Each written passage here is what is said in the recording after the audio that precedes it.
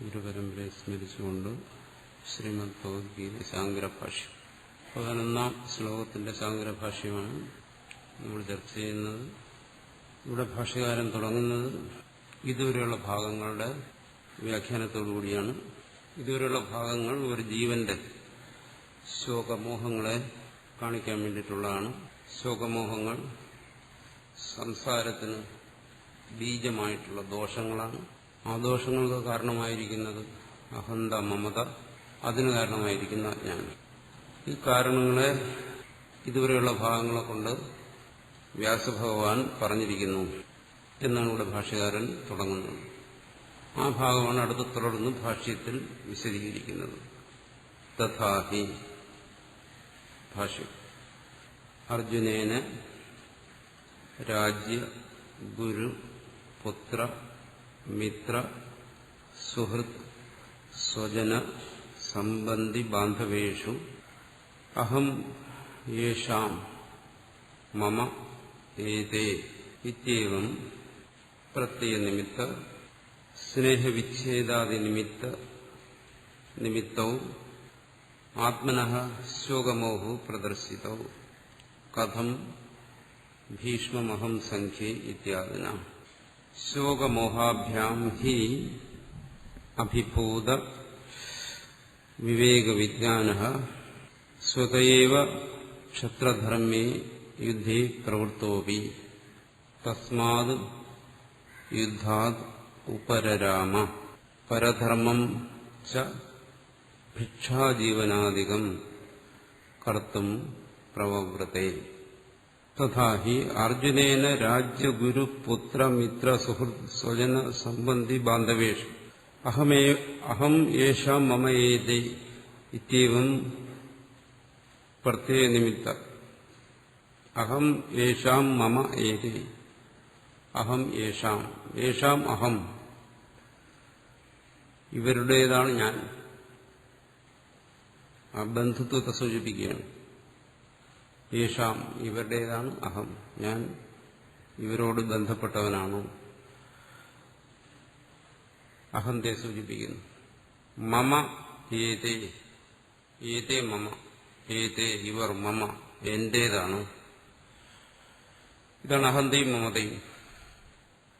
ഇതാണ് അർജുനനിൽ നിലനിന്നിരുന്നത്. ഇവരെല്ലാം എന്റേതാണ്, ഞാൻ ഇവർക്കുള്ളതാണ്. ഇങ്ങനെയുള്ള ഈ അഹന്തയും മമതയും ഇത്യേവം പ്രത്യം, ഇങ്ങനെയുള്ള ബോധം, പ്രത്യം എന്ന് പറഞ്ഞാൽ ബോധം, ഇങ്ങനെയുള്ള ഒരു ബോധം അർജുനൻ അഹന്തയും മമതയും നിന്നിരുന്നു. ആരിലാണ് പറയുന്നത്? രാജ്യം, രാജ്യത്തിൽ ഇതെന്റേതാണ്. ഗുരു, പുത്രൻ, മിത്രങ്ങൾ, സുഹൃത്തുക്കൾ. മിത്രങ്ങൾ, സുഹൃത്തുക്കൾ ചെറിയ വ്യത്യാസത്തിലാണ് ഇവിടെ പറയുന്നത്. ബന്ധുക്കളായിട്ടുള്ള മിത്രങ്ങൾ, ബന്ധുക്കളായി വേണ്ടപ്പെട്ടവർ. മിത്രങ്ങൾ ബന്ധമില്ലാതെ പരസ്പര സ്നേഹം കൊണ്ട് വേണ്ടപ്പെട്ടവരായിരിക്കുന്ന സുഹൃത്തുക്കൾ. സാധാരണ മിത്രം, സുഹൃത്ത് നമ്മൾ ഒരേ അർത്ഥത്തിലാണ് പ്രയോഗിക്കുന്നത്. ഇവിടെ അങ്ങനെ രണ്ടു തരത്തിൽ വ്യാഖ്യാനിക്കുന്നുണ്ട്. മിത്രങ്ങളും സുഹൃത്തുക്കളും. സ്വജനങ്ങൾ, സംബന്ധികൾ, വിവാഹത്തിലൂടെയും മറ്റും ബന്ധത്തിൽ ഏർപ്പെട്ടിരിക്കുന്നവർ, അടുത്ത് ബാന്ധവൻ, മറ്റു ബന്ധുക്കൾ. ഇങ്ങനെ ആ യുദ്ധഭൂമിയിൽ നിൽക്കുന്ന രണ്ട് വിഭാഗത്തിലും പെട്ട എല്ലാവരെയും പരാമർശിച്ചുകൊണ്ടാണ്. അവരുമായിട്ടെല്ലാം ഏതെങ്കിലും തരത്തിൽ അർജുനന് ബന്ധമുണ്ട്. കാരണം യുദ്ധത്തിനായി അവിടെ കൂടിയിരിക്കുന്ന ഭൂരിപക്ഷവും ക്ഷത്രിയരാണ്. അവരുമായിട്ടെല്ലാം അർജുനന് ബന്ധമുണ്ട്.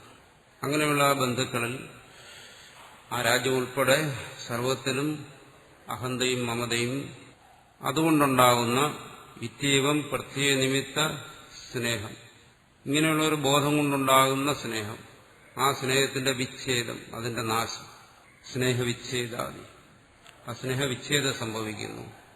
അപ്പൊ സ്നേഹത്തിന് കാരണമായി ഇവിടെ പറയുന്നത് അഹന്തയും മമതയുമാണ്. അപ്പൊ നമ്മൾ സ്നേഹത്തിന് വലിയ വില കൽപ്പിക്കും. സ്നേഹം വളരെ മഹത്താണ്, അമൂല്യമാണ് എന്നെല്ലാം പറയും. പക്ഷെ സാധാരണ ജീവന്മാരുടെ സ്നേഹത്തിന് ആധാരമായിരിക്കുന്നത് ആ ജീവന്റെ അഹന്താബോധവും മമതാബോധവുമാണ് എന്നാണ് ഇവിടെ പറയുന്നത്. ഇത്യവും പ്രത്യേക നിമിത്ത സ്നേഹ എന്ന് പറയുമ്പോൾ സ്നേഹം അവിടെ ശുദ്ധമല്ല. സ്നേഹമാണ് ഈശ്വരൻ എന്നെല്ലാം പറയുമല്ലോ. അത് ഈ പറയുന്ന സ്നേഹത്തെക്കുറിച്ചല്ല. ഇത് പരിശുദ്ധമായ സ്നേഹമല്ല. ഇത് ജീവനെ ബന്ധിപ്പിക്കുന്ന സ്നേഹമാണ്. അതാണ് ഇവിടെ രാജ്യഗുരു പുത്രമിത്രാദികൾ ആദ്യം കാണിച്ചത്. ഒരു ജീവനിൽ സഹജമായിരിക്കുന്ന സ്നേഹം, ആ സ്നേഹത്തിന് മൂലകാരണമായിരിക്കുന്നത് അജ്ഞാനവും തുടർന്ന് അഹന്തയും മമതയുമാണ് എന്നാണ് ഇവിടെ ഭാഷ്യകാരൻ വിശദീകരിക്കുന്നത്. ഈ സ്നേഹത്തെ, ഇത്തരത്തിലുള്ള ഒരു സ്നേഹത്തെയാണ് ഏറ്റവും ശ്രേഷ്ഠമായി ഒരു ജീവൻ കരുതുന്നത്. യഥാർത്ഥത്തിലുള്ള സ്നേഹമോ അത് ആത്മബോധത്തിൽ നിന്നുണ്ടാകുന്ന സ്നേഹം, അഹന്ത മമതാരാഹിത്യത്തിൽ നിന്ന് അല്ലെങ്കിൽ അജ്ഞാനനാശത്തിൽ നിന്നുണ്ടാകുന്ന സ്നേഹം. അതാണ് മഹാത്മാക്കളുടെ സ്നേഹം, അല്ലെങ്കിൽ ജീവകാരുണ്യം, അകാരുണികമായ ദയ എന്ന് പറയുന്നത്. നിരുപാധികമായ സ്നേഹം എന്ന് പറയുന്നതാണ്. പക്ഷെ ഇവിടെ വരുന്നത് അങ്ങനെയല്ല. ഇവിടെ വരുന്നത് സ്വാഭാവികമായ സ്നേഹമാണ്. രാജ്യം, ഗുരു, പുത്രൻ, മിത്ര, ഇതെല്ലാം എന്താണ്? ഉപാധികളാണ്, സ്നേഹത്തിന് ഉപാധികളാണ്. ശരീരത്തിലുള്ള അഹന്ത, ശരീരത്തിന് ബന്ധമുള്ളതിനോടുള്ള മമത, ഇതിൽ നിന്നുണ്ടാകുന്ന സ്നേഹമാണ്. അപ്പോൾ സാധാരണഗതിയിൽ ജീവന്മാർക്ക് സ്നേഹം ഉണ്ടാകുന്നത് ബന്ധത്തിൽ നിന്നാണ്, അതായത് ബന്ധനത്തിൽ നിന്ന്. പിതൃപുത്രസ്നേഹം നമ്മൾ സാധാരണ പറയുന്നു, മാതൃ പുത്രസ്നേഹം, സഹോദര സ്നേഹം എന്നെല്ലാം പറയുന്നു. ആ സ്നേഹത്തിന് മുന്നിൽ നിൽക്കുന്ന എന്താണ്? ഇവിടെ പറയുന്ന ബന്ധം. അതാണ് അത് ജീവനെ സംസാരത്തിൽ ബന്ധിപ്പിക്കുന്നതാണ്. അതിനോട് വളരെ യാതൊരു വിട്ടുവീഴ്ചയും ഇല്ലാത്ത കടുത്ത നിലപാടാണ് ആധ്യാത്മിക ശാസ്ത്രത്തിനുള്ളത്. അത്തരം സ്നേഹങ്ങളെ, സ്വാഭാവികമായിട്ടുള്ള സ്നേഹങ്ങളെ, അതിന് യാതൊരു വിലയും ഇവിടെ കൽപ്പിക്കുന്നില്ല. മറിച്ച് അത്തരം സ്നേഹത്തിന്റെ നാശത്തിലാണ് യഥാർത്ഥത്തിലുള്ള സ്നേഹം ഉണ്ടാകുന്നത് എന്നാണ് ആധ്യാത്മിക ശാസ്ത്രം പഠിപ്പിക്കുന്നത്. മറ്റത് ബന്ധത്തിൽ നിന്നുണ്ടാകുന്നതുകൊണ്ട് ജീവനെ ബന്ധിപ്പിക്കുന്നു. അതുകൊണ്ട് അത്തരം സ്നേഹത്തിന്റെ വിച്ഛേദം അത് ഒരു സംസാരി ഭയക്കുന്നു. അത്തരം സ്നേഹത്തെ, ആ ജീവനെ ബന്ധിപ്പിക്കുന്ന സ്നേഹത്തെ അവസാനിപ്പിക്കാൻ കഴിയത്തില്ല. അവനതിനെ ഭയക്കുന്നു. അതുതന്നെയാണ് അർജുനന്റെയും ശോകമോഹവും. ഇവിടെ പറയുന്നു, സ്നേഹവിച്ഛേദാദി നിമിത്തവും ആത്മനഃ ശോകമോഹവും പ്രദർശിതം. ഒരാത്മാവിന്റെ, ഒരു ജീവന്റെ ശോകമോഹങ്ങളെ ഇവിടെ പ്രദർശിച്ചിരിക്കുന്ന ആ രീതിയിലാണ്. ഈ ജീവന് ബന്ധനകാരമായിരിക്കുന്ന സ്നേഹമോഹങ്ങൾ, അഹന്തയിൽ നിന്നും മമതയിൽ നിന്നും ഉണ്ടാകുന്ന സ്നേഹമോഹങ്ങൾ, അതിനാണ് ഇവിടെ ഭാഷ്യകാരൻ പ്രദർശിപ്പിച്ചിരിക്കുന്നത്. എന്തിനെ പ്രദർശിപ്പിക്കുന്നു? ഇത് ലോകസിദ്ധമായ കാര്യങ്ങളാണ്. ഇത്തരം സ്നേഹത്തിന്റെ ത്യാഗത്തിന് വേണ്ടിയിട്ട്. അതാണ് സന്യാസം എന്ന് പറയുന്നത്. അതാണ് ആത്യന്തികമായി ഭാഷ്യകാരൻ ഇവിടെ പറയുന്ന സർവകർമ്മ സന്യാസം. ശരിക്കും ആ സർവകർമ്മ സന്യാസം എന്ന് പറയുന്നത് ഈ പറയുന്ന ശോകമോഹങ്ങളുടെ നാശമാണ്. അത് ഈ പറയുന്ന ബന്ധനിമിത്തമായ സ്നേഹത്തിന്റെ വിച്ഛേദമാണ്, സ്നേഹവിച്ഛേദമാണ്. അത് മാത്രമേ ഒരു ജീവനെ സ്വതന്ത്രനാക്കത്തുള്ളൂ. അത്തരം ഒരു സ്നേഹവിച്ഛേദം കൊണ്ട് മാത്രമേ ഒരാൾക്ക് മുന്നോട്ട്, ആത്മീയ മാർഗത്തിൽ, സാധനാ മാർഗത്തിൽ ഒരാൾക്ക് മുന്നോട്ട് പോകാൻ പറ്റും. ഇതൊരു സാധാരണ ലൗകിക മനുഷ്യനോട് ഇത് പറഞ്ഞു കഴിഞ്ഞാൽ തല്ല് കിട്ടും. അസംബന്ധമാണ് പറയുന്നതെന്ന് പറയും. വളരെ അപകടം പിടിച്ച ഒരു കാര്യമാണ് പറയുന്നതെന്ന് പറയും. കാരണം നമുക്ക് ഏറ്റവും പ്രിയം, ഏറ്റവും വേണ്ടപ്പെട്ടതെന്ന് കരുതുന്ന ആ സ്നേഹം അത് ത്യാജ്യമാണ്, ഉപേക്ഷിക്കേണ്ടതാണ് എന്ന് പറഞ്ഞു കഴിഞ്ഞാൽ അത് ഒരു സാധാരണ മനുഷ്യന്, ഒരു ലൗകിക മനുഷ്യന് താങ്ങാവുന്നതിനപ്പുറമാണ്. അത് വലിയ ശോകമോഹങ്ങളെ ഉണ്ടാക്കും. അതിനെയാണ് ഭാഷ്യകാരൻ ഇവിടെ പ്രദർശിപ്പിച്ചിരിക്കുന്നത്, ശോകമോഹവും. പക്ഷെ പരമാർത്ഥം അതാണ്. ആ സ്നേഹങ്ങളല്ല, ശരീരബന്ധം കൊണ്ടുവരുന്ന എല്ലാ സ്നേഹങ്ങളും അതിനെ നമ്മൾ പറയുന്നതിന് സ്നേഹബന്ധം എന്നാണ്, ബന്ധിപ്പിക്കുന്നതായ സ്നേഹമെന്നാണ് അതിന്റെ വാച്യാർത്ഥം തന്നെ. ജീവന് ബന്ധിപ്പിക്കുന്ന സ്നേഹം, അതെല്ലാം ത്യാജ്യകൊടിയിൽപ്പെട്ടതാണ്, ഒരിക്കലും ഗ്രാഹ്യമല്ല. ഒരു ജീവന് ആത്മബോധം കൊണ്ട്, സർവാത്മഭാവം കൊണ്ട് ഉണ്ടാകുന്ന സ്നേഹം, അതാണ് ഗ്രാഹ്യമായിട്ടുള്ള സ്നേഹം. ബാക്കിയുള്ള എല്ലാ സ്നേഹങ്ങളും ത്യാജ്യമാണ്. അതിനെവിടെ പ്രദർശിപ്പിച്ചുവെന്തിന്?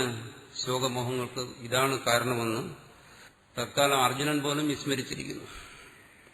സർവ ലൗകിക ജീവികളും അത് വിസ്മരിച്ചിരിക്കുകയാണ്. തന്റെ ശോകമോഹങ്ങൾക്ക് കാരണം ഈ സ്നേഹബന്ധമാണെന്നുള്ള വിസ്മരിച്ചിരിക്കുന്നു.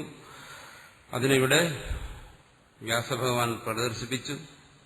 കഥം ഭീഷ്മം അഹം സംഖ്യ ഇത്യാദിന, ഈ ഭാഗങ്ങളിലൂടെ അതാണ് പ്രദർശിപ്പിച്ചിരിക്കുന്നത്.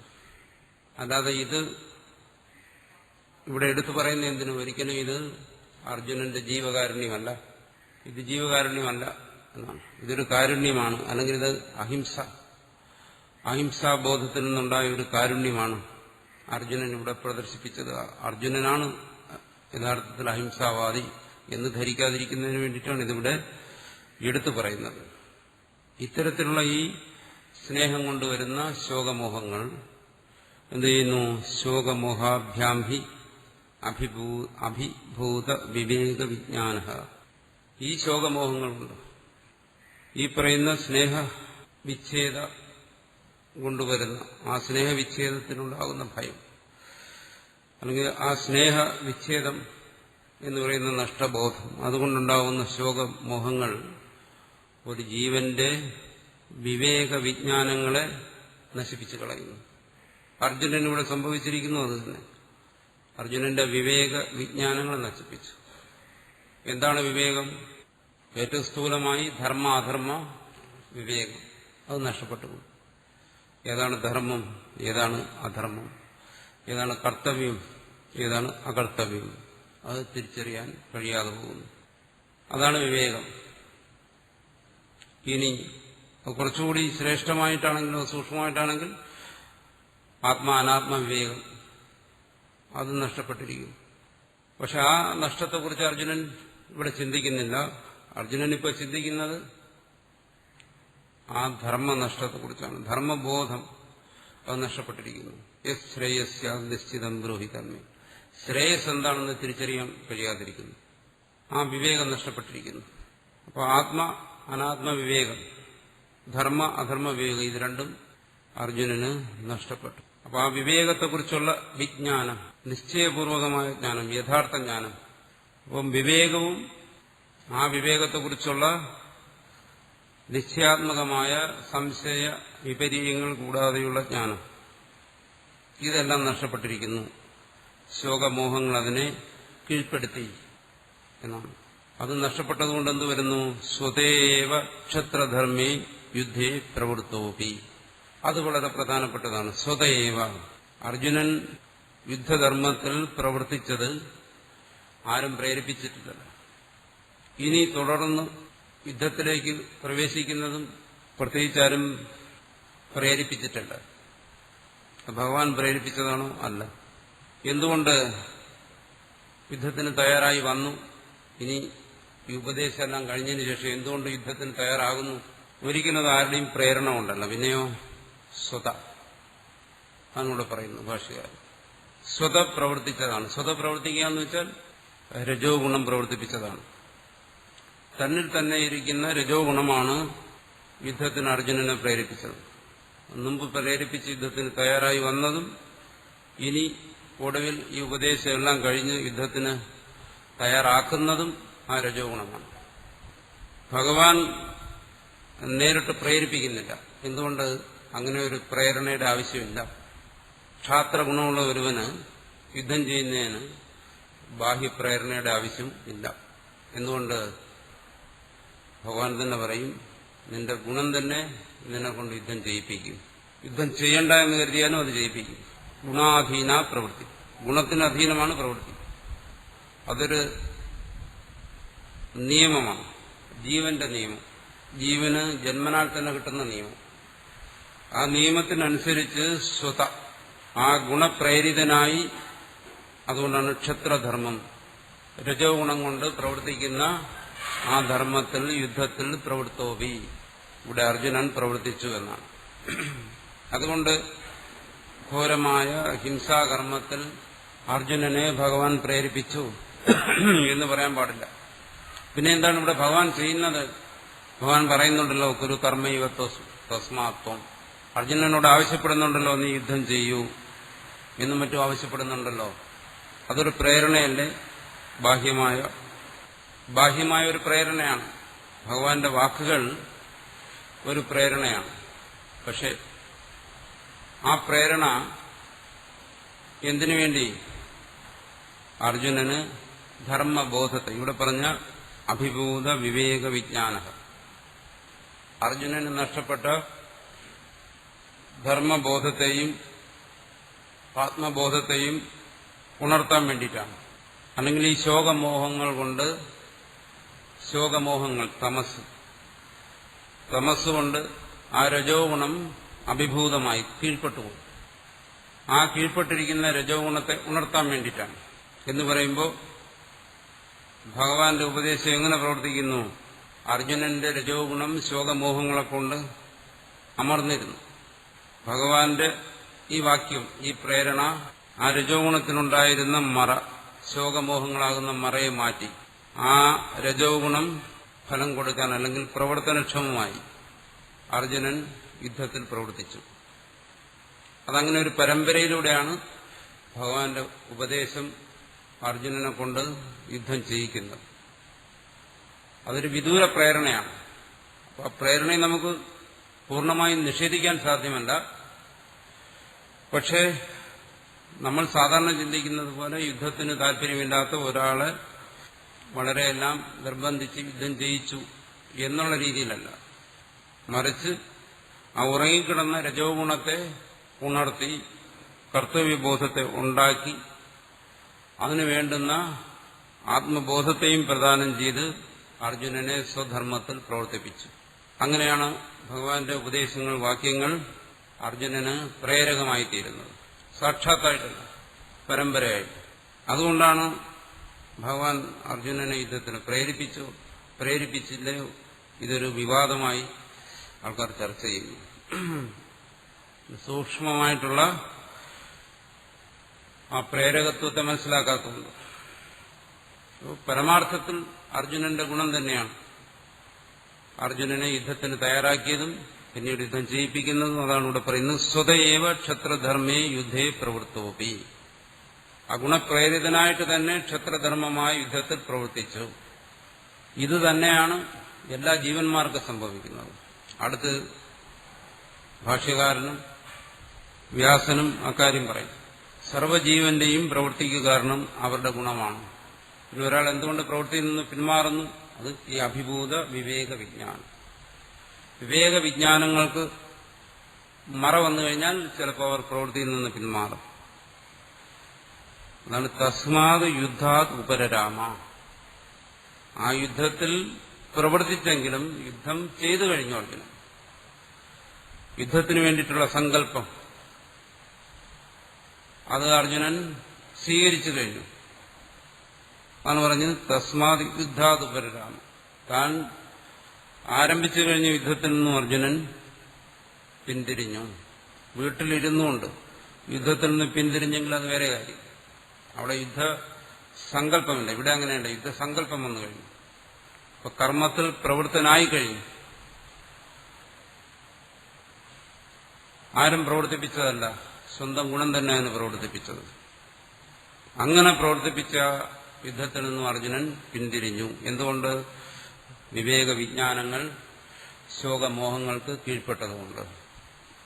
ഈ ഉപരമം എന്നുവെച്ചാൽ സന്യാസം, കർമ്മത്യാഗം, വിവേക വിജ്ഞാനങ്ങൾ അല്ലെ ശോകമോഹങ്ങൾ കീഴ്പ്പെടുത്തുമ്പോൾ സംഭവിക്കുന്ന ഉപരതി എന്ന് പറയുന്ന സന്യാസമാണ്. ആ സന്യാസം ശരിയല്ലെന്നാണ് ഇവിടെ ആചാര്യസ്വാമികൾ പറയുന്നത്. എങ്ങനെ? പരധർമ്മം ച ഭിക്ഷാജീവനാദികം കർത്തും പ്രവവൃത്തെ. പരധർമ്മം എന്തുകൊണ്ടാകുന്നു? സ്വധർമ്മവും പരധർമ്മവും എന്താണ്? രജോ ഗുണ പ്രധാനിയായിരിക്കുന്ന ഒരു ജീവൻ കർമ്മരംഗത്ത് നിന്ന് കർമ്മത്തെ ത്യജിച്ചുകൊണ്ട് പിന്മാറാൻ പാടില്ല. അങ്ങനെ പിന്മാറുന്ന ഒരു തീരുമാനം അവിവേകം കൊണ്ടെടുക്കുകയാണെങ്കിൽ ആ തീരുമാനത്തിൽ അയാൾക്ക് ഉറച്ചു നിൽക്കാൻ കഴിയത്തില്ല. വീണ്ടും ആ കർമ്മത്തിലേക്ക് തന്നെ പോകും. എന്തുകൊണ്ട്? കർമ്മപ്രേരകമായ രജോ ഗുണം അയാളിൽ പ്രവർത്തിച്ചുകൊണ്ടിരിക്കുന്നു. അങ്ങനെയുള്ള ഒരാൾ തന്റെ ഉള്ളിൽ കർമ്മപ്രേരകമായ രജോ ഗുണം ശക്തമായിരിക്കെ ശോകമോഹങ്ങളെ കൊണ്ട് കർമ്മത്യാഗം ചെയ്യുന്ന ഒരുവൻ എന്താണ് ചെയ്യുന്നത്? പരധർമ്മം, അയാൾ പരധർമ്മത്തെ സ്വീകരിക്കുന്നു. തനിക്ക് യോജിക്കാത്തതായ ഒരു ധർമ്മത്തെ, സന്യാസത്തെ സ്വീകരിക്കുന്നു. അതാണ് ഭിക്ഷാജീവനാധികം. ഭിക്ഷാജീവനം എന്ന് വെച്ചാൽ സന്യാസം. കർത്തും പ്രമവൃതി, ഭിക്ഷാജീവനും രാജ്യത്യാഗം, ഭിക്ഷാജീവനം, വനവാസം തുടങ്ങിയ കാര്യങ്ങൾക്കെല്ലാം തയ്യാറായി. അപ്പോൾ ഇത് ഏറ്റവും അപകടം പിടിച്ച ഒരു കാര്യമാണ്. ഒരു ജീവന്റെ മുന്നോട്ടുള്ള പ്രയാണത്തിന് ഇത് വളരെ തടസ്സം നിൽക്കുന്ന ഒരു കാര്യമാണ്. അത് പാടില്ല എന്നാണ്. ഇത്തരത്തിലുള്ള ഒരു സന്യാസം രജോഗുണ പ്രധാനിയായ ഒരുവൻ സ്വീകരിക്കാൻ പാടില്ല. ഇവിടെ അതും അർജുനൻ എന്ത് ചെയ്യുന്നു? സ്വയം സ്വീകരിച്ചിരിക്കുകയാണ്. അക്കാര്യത്തിൽ മറ്റൊരാളിന്റെ ഉപദേശം തേടിയില്ല. സന്യാസം ഇതിനെക്കുറിച്ച് പറയുന്നത് എന്താണ്? വിവിധിഷ സന്യാസം എന്നാ പറയുന്നത്. വിവിധിഷ ആത്മതത്വത്തെ അറിയുന്നതിന് വേണ്ടിയിട്ടുള്ള ഒരു സന്യാസം, കർമ്മത്യാഗം. അപ്പൊ അത്തരത്തിലുള്ള ഒരു സന്യാസം ഒരു ഗുരുവിന്റെ അഭിപ്രായത്തിനനുസരിച്ച് ഒരാൾ സ്വീകരിക്കാവൂ. സ്വയം സ്വീകരിക്കാൻ പാടില്ല. ഇവിടെ അർജുനന്റെ മുമ്പിൽ ഗുരു ഉണ്ടായിരുന്നിട്ടും അർജുനൻ അക്കാര്യത്തിൽ അഭിപ്രായം ചോദിച്ചില്ല. ഒടുവിൽ ചോദിച്ചു. പക്ഷേ താൻ കർമ്മത്തെ ത്യജിച്ചപ്പോൾ, യുദ്ധം ചെയ്യുന്നില്ല എന്ന് നിശ്ചയിച്ചപ്പോൾ ആ ത്യാഗത്തിൽ അഭിപ്രായമൊന്നും ചോദിച്ചില്ല. ഒടുവിൽ ചോദിച്ചു. അതിനുശേഷം അവിടെയാണ് ഭഗവാൻ അത് തിരുത്തുന്നത്. ശരിയല്ല, ഈ കർമ്മരംഗത്ത് നിൽക്കുന്നത് ആ കർമ്മരംഗത്ത് തന്നെ നിൽക്കണം. ഇവിടെ ബാഹ്യമായ സന്യാസത്തെ അല്ല ഉദ്ദേശിക്കുന്നു. ഒരാൾ നിൽക്കുന്ന പ്രവൃത്തി മണ്ഡലത്തെ അയാൾ ഉപേക്ഷിച്ചിട്ട് അയാൾ ഏകാന്തതയിലിരിക്കാൻ ആഗ്രഹിക്കുന്നു. അത്തരത്തിലുള്ള ഒരു സന്യാസം. അയാൾ എന്ത് വസ്ത്രം ധരിക്കുന്നു എന്നുള്ളതല്ല, അത് എപ്പോഴും ഒരു ഗുരുവിന്റെ നിർദ്ദേശമനുസരിച്ച് പാടും. എന്തുകൊണ്ട്? പലപ്പോഴും ഈ ശിഷ്യന്റെ വിവേക വിജ്ഞാനങ്ങൾ ഇവിടെ പറഞ്ഞതുപോലെ അഭിഭൂതമായിരിക്കും. അയാൾക്ക് സ്വയം തിരിച്ചറിയാൻ കഴിയത്തില്ല. അതുകൊണ്ട് തന്നെ സ്വയം തീരുമാനമെടുക്കുന്നതിനുള്ള അർഹതയില്ല. അപ്പോൾ അവിടെ ഗുരു നിർദ്ദേശിക്കും. അപ്പോൾ ഗുരുവിന്റെ ആ സൂക്ഷ്മ ദർശനത്തിൽ ശിഷ്യന്റെ പാകതയെ മനസ്സിലാക്കി ആ ശിഷ്യനെ അതിനെ അനുവദിക്കുമ്പോൾ മാത്രമേ ഒരാൾക്ക് അത്തരത്തിലുള്ള കർമ്മത്യാഗത്തിന് അവകാശമുള്ളൂ. അതാണ് ബാഹ്യമായ സന്യാസ സ്വീകരണത്തിനും ഗുരുവിന്റെ അപേക്ഷ വേണമെന്ന് ശാസ്ത്രങ്ങളിൽ പറയുന്നു. അക്കാര്യം അടുത്ത് വിശദീകരിക്കുന്നു. തഥാച സർവപ്രാണിന ശോകമോഹാദി ദോഷാവിഷ്ടചേതസാം സ്വഭാവത ഏവ സ്വധർമ്മ പരിത്യാഗ പ്രതിഷിദ്ധസേവാജസ്യ. തഥാച സർവപ്രാണിന. ഇവിടെ അർജുനൻ ഒരു പ്രതീകം മാത്രം പറയുന്നു. അർജുനനെ എടുക്കണ്ട, സർവ്വജീവന്മാരെയും എടുക്കുക. സർവപ്രാണികളെന്ന് പറഞ്ഞാൽ സർവ്വജീവന്മാരും ശോകമോഹാദി ദോഷാവിഷ്ടചേതസാം. എല്ലാ ജീവന്മാരിലും ഈ ശോകമോഹാദി ദോഷങ്ങൾ ആവിഷ്ടചേതസാണ്. ആവേശിച്ച മനസ്സോടുകൂടിയവരാണ്. എല്ലാവർക്കും അതുണ്ട്, എല്ലാ ജീവന്മാർക്കുമുണ്ട്. അവരെന്ത് ചെയ്യുന്നു? സ്വഭാവതയേവ സ്വധർമ്മ പരിത്യാഗം. ഈ ദോഷങ്ങൾ ആവേശിച്ചിരിക്കുകയാണെങ്കിൽ സ്വഭാവതയേവ, മറ്റാരുടെയും ഉപദേശം കൂടാതെ തനിയെ തന്നെ സ്വധർമ്മ പരിത്യാഗ, സ്വധർമ്മ പരിത്യാഗം ചെയ്യും. താൻ ചെയ്യേണ്ട കർത്തവ്യത്തിൽ നിന്ന് പിന്തിരിയും. അത് മാത്രമല്ല പ്രതിഷിദ്ധ സേവാജസ്യ, പ്രതിഷിദ്ധ സേവ. അയാൾ എന്താണോ ചെയ്യാൻ പാടില്ലാത്ത അത് ചെയ്യും. ഏകാന്തതയിലിരിക്കുക തുടങ്ങിയ കാര്യങ്ങൾ. സാധാരണ മനുഷ്യനുണ്ടാകുന്ന കർമ്മ വൈമുഖ്യം, അത് ഒരിക്കലും ആത്മീയ പുരോഗതിയുടെ ലക്ഷണമല്ല എന്നാണ് ഇവിടെ പറയുന്നത്. കർമ്മവിമുഖത, സാധാരണ മനുഷ്യൻ, സാധാരണ ജീവന്മാർ, പ്രത്യേകിച്ചും ആത്മീയ ജീവികൾ, അവർ പൊതുവെ കർമ്മത്യാഗത്തെയാണ് ആഗ്രഹിക്കുന്നത്. ആ കർമ്മത്യാഗത്തിന് ആധാരമായിരിക്കുന്നത് ആലസ്യം, തമോ ഗുണമായിരിക്കും. ആലസ്യം തുടങ്ങിയ ദോഷങ്ങളായിരിക്കും. അത്തരം ദോഷങ്ങളെ ഇഷ്ടപ്പെടുന്നതുകൊണ്ട്, അതിനോട് താല്പര്യമുള്ളതുകൊണ്ട് കർമ്മത്യാഗത്തിന് മുതിരുന്നു, കർമ്മത്തെ ത്യജിക്കുന്നു. ബാഹ്യമായി കർമ്മത്തെ ത്യജിച്ചാലും ഉള്ളിലിരിക്കുന്ന ഗുണങ്ങൾ, വിവേക വിജ്ഞാനങ്ങളെ നഷ്ടപ്പെടുത്തുന്ന തമസ്, അല്ലെങ്കിൽ തമസ്സിന് കീഴ്പ്പെട്ടിരിക്കുന്ന രജസ്, അല്ലെങ്കിൽ തമസ്സിന് കീഴ്പ്പെട്ടിരിക്കുന്ന രജസ്സും സത്വവും, എന്തായാലും അവിടെ തമസ്സായിരിക്കും അധികരിച്ചിരിക്കുന്നത്. അത്തരം തമസ് എന്ത് ചെയ്യുന്നു? ശരീരത്തിന്റെ ആലസ്യം, ശരീരത്തിനാണ് ആലസ്യം, അതിനെ മുതലെടുത്തുകൊണ്ട് മനസ്സുകൊണ്ട് പ്രവർത്തിപ്പിക്കും. അതാണ് മിഥ്യാചാരത്വം. മിഥ്യാചാരസ് ഉച്ചതി അടുത്ത് പറയും. ബാഹ്യമായി കർമ്മങ്ങളെല്ലാം ത്യജിച്ച് മനസ്സുകൊണ്ട് കർമ്മങ്ങളെ സൃഷ്ടിച്ച് സങ്കല്പലോകത്തിലിരിക്കും. മിഥ്യാചാരത്വം വരും. അതാണ് സ്വധർമ്മ പരിത്യാഗം കൊണ്ടുവരുന്നത്.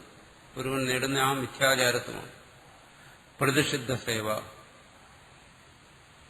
ബാഹ്യമായി പ്രതിഷേധിച്ചതിനെ സേവിക്കും, സന്യാസവും മറ്റും. ഇതാണ് ഇവിടെ ഭാഷ്യകാരൻ പറയുന്നത്. ഒരു അനധികാരിയുടെ, യോഗ്യതയില്ലാത്തവന്റെ കർമ്മത്യാഗത്തെ ഒരിടത്ത് ഭാഷ്യകാരൻ അംഗീകരിക്കുന്നില്ല. പ്രത്യേകം ശ്രദ്ധിക്കും. എല്ലാവർക്കും ഒരു ധാരണയുണ്ട്, അല്ലെങ്കിൽ ഒരു ഭയമുണ്ട്. എന്താണ്? ശങ്കരാചാര്യർ പറഞ്ഞത് പഠിച്ചു കഴിഞ്ഞാൽ ഉടൻ കർമ്മത്തെ ഉപേക്ഷിച്ചാൽ തത്വജ്ഞാനിയാവും, പിന്നെ അലഞ്ഞു തിരിയും. അങ്ങനെ ഒരു ഭയമുണ്ട്. അതുകൊണ്ട് ഇതൊന്നും പഠിക്കാൻ പാടില്ല എന്നുള്ളതാണ്. ഇതൊക്കെ പഠിച്ചു കഴിഞ്ഞാൽ തലതിരിഞ്ഞു പോകുന്നതാണ്. അങ്ങനെ തലതിരിയുന്ന ഒന്നല്ല ശങ്കരാചാര്യർ പറഞ്ഞിരിക്കുന്ന തത്വജ്ഞാനം. അപ്പൊ ഈ ഗുഹയിലിരിക്കുന്ന ഒരുത്തനോട് ഇത് ശരിക്കൊന്ന് പറഞ്ഞ് മനസ്സിലാക്കി കൊടുത്താൽ അവൻ ആ നിമിഷം തന്നെ ഗുഹയിൽ നിന്ന് പുറത്തിറങ്ങും. കുറച്ചെങ്കിലും ഒരു വിവേകം മനസ്സിലുണ്ടെങ്കിൽ തനിക്ക് പറ്റിയ അബദ്ധം മനസ്സിലാക്കി പുറത്തിറങ്ങി സാധാരണ അവന്റെ പ്രവൃത്തികളിൽ വ്യാപരിക്കും. ഇതല്ല ശരിക്കുള്ള വഴിയെന്ന് തിരിച്ചറിയും.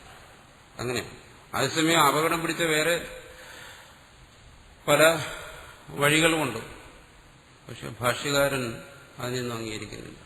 ഇനി വേദാന്തം പഠിച്ച പലരെയും കണ്ടിട്ടുണ്ട്. വേദാന്തം പഠിച്ചവര് പലരും ഇങ്ങനെ കർമ്മം ത്യജിച്ചിട്ട് പരിവ്രാജകന്മാരായിട്ട് നടക്കുന്നുണ്ട്. പക്ഷെ അത് വേദാന്തം പഠിച്ചതുകൊണ്ടാണ്. ഞാൻ നേരത്തെ പറഞ്ഞല്ലോ, വേദാന്തം പഠിക്കുന്നതും വേദാന്തത്തെ ഉൾക്കൊള്ളുന്നതും തമ്മിൽ വ്യത്യാസമുണ്ട്. വേദാന്തം അങ്ങനെ പഠിച്ചു കഴിഞ്ഞാൽ ഈ കുഴപ്പം വരും. പുസ്തകം വായിച്ചോ പ്രസംഗം കേട്ടോ ഇതിനെ എന്തെങ്കിലും ഒന്ന് ധരിച്ചു കഴിഞ്ഞാൽ ഈ പറയുന്ന പ്രശ്നങ്ങളൊക്കെ വരും. ഏത് അറിവും അപൂർണമായി കഴിയുമ്പോൾ, അല്ലെങ്കിൽ ഭാഗികമായിരിക്കുമ്പോൾ അതിന് ചില ദോഷങ്ങൾ വരും. അത് വേദാന്തം മനസ്സിലാക്കിയതുകൊണ്ടല്ല, അല്ലെങ്കിൽ ശങ്കരാചാര്യർ പറയുന്ന അദ്വൈതം അത് ഗ്രഹിച്ചതുകൊണ്ടല്ല. ശങ്കരാചാര്യർ പറയുന്ന അദ്വൈതം ഗ്രഹിച്ച ഒരുവൻ ആദ്യം തന്നെക്കുറിച്ച് തന്നെ ചിന്തിക്കും, താൻ എന്തിനാണ് പറ്റിയത്. ഇനി ഒരാൾ അതിന് പാകമായി തീർന്നവനാണെങ്കിൽ, അങ്ങനെ ഒരാൾ കർമ്മത്യാഗം ചെയ്ത് ആത്മനിഷ്ഠനായിരിക്കുന്നതുകൊണ്ട് ഈ ലോകത്തിനൊരു നഷ്ടവും വരാൻ പോകുന്നില്ല. അത് ലോക കല്യാണമായി മംഗളകരമായി തീരത്തുള്ളൂ. പക്ഷെ അതിനുള്ള പക്വത, അവിടെ സന്യാസത്തിൽ ആലസ്യം, നിദ്ര തുടങ്ങിയ ഈ പറയുന്ന അവിവേക ഇതൊന്നും തന്നെ കാണത്തില്ല. പക്ഷെ സാധാരണ അധികാരിയെ സംബന്ധിച്ചിടത്തോളം അത് ക്ഷിപ്രസാധ്യമായ ഒരു കാര്യമല്ല. അപ്പോൾ അയാളുടെ യോഗ്യതയ്ക്കനുസരിച്ച് അയാൾ കർമ്മത്തിൽ തന്നെ നിൽക്കേണ്ടി വരുന്നു. അത് അയാൾക്ക് സ്വയം ബോധ്യപ്പെടണം, താനിതിന് അധികാരിയാണെന്ന്. സ്വയം ബോധ്യപ്പെട്ടാൽ മാത്രം പോരാ, ഗുരുവിനും അത് സമ്മതമായിട്ട് വരണം. ഗുരു അത് അംഗീകരിക്കണം. കാരണം ഇത് സ്വയം ബോധ്യപ്പെട്ട അർജുനന് ബോധ്യപ്പെട്ടു താൻ സന്യാസത്തിനാണ് അധികാരിയത്. പക്ഷെ ഗുരുവിന് ബോധ്യപ്പെട്ടില്ല, ഭഗവാന് ബോധ്യപ്പെട്ടില്ല. ഭഗവാൻ പറയും നീ അതിന് അധികാരിയല്ല. അപ്പൊ സ്വയം ബോധ്യപ്പെടുന്നതുകൊണ്ട് മാത്രമായിരുന്നു. രണ്ടും ഒത്തുചേരണം. ഗുരുവും അത് അംഗീകരിക്കണം, നീ അതിന് പക്വതയുള്ളവനാണ്. അങ്ങനെയുള്ളവന് ബാഹ്യമായിട്ടുള്ള ഈ പ്രവൃത്തികളെല്ലാം ഉപേക്ഷിക്കും. ഈ കർമ്മത്യാഗം എന്ന് പറയുന്നതിന് നമ്മൾ ഇനിയും വരും, മുമ്പും ചർച്ച ചെയ്തിട്ടുള്ളതാണ്. അതിൽ ആചാര്യസ്വാമികൾ ഉദ്ദേശിക്കുന്നത് നമ്മുടെ ഈ ബാഹ്യമായ സാധാരണ പ്രവൃത്തികളുടെ ത്യാഗമല്ല, വിഹിതമായ കർമ്മങ്ങളുടെ ത്യാഗമാണ്. അത് വേറെയാണ്. ഈ സാധാരണ പ്രവൃത്തികളും ത്യജിച്ച് ആലസ്യം കൊണ്ട് സന്യാസത്തിലേക്ക് പോകുന്നവരെ കുറിച്ചാണ് ഇവിടെ പറഞ്ഞത്. അതും നിഷിദ്ധമായ പ്രതിഷിദ്ധ സേവയാണ് എന്നാണ് ഇവിടെ പറയുന്നത്.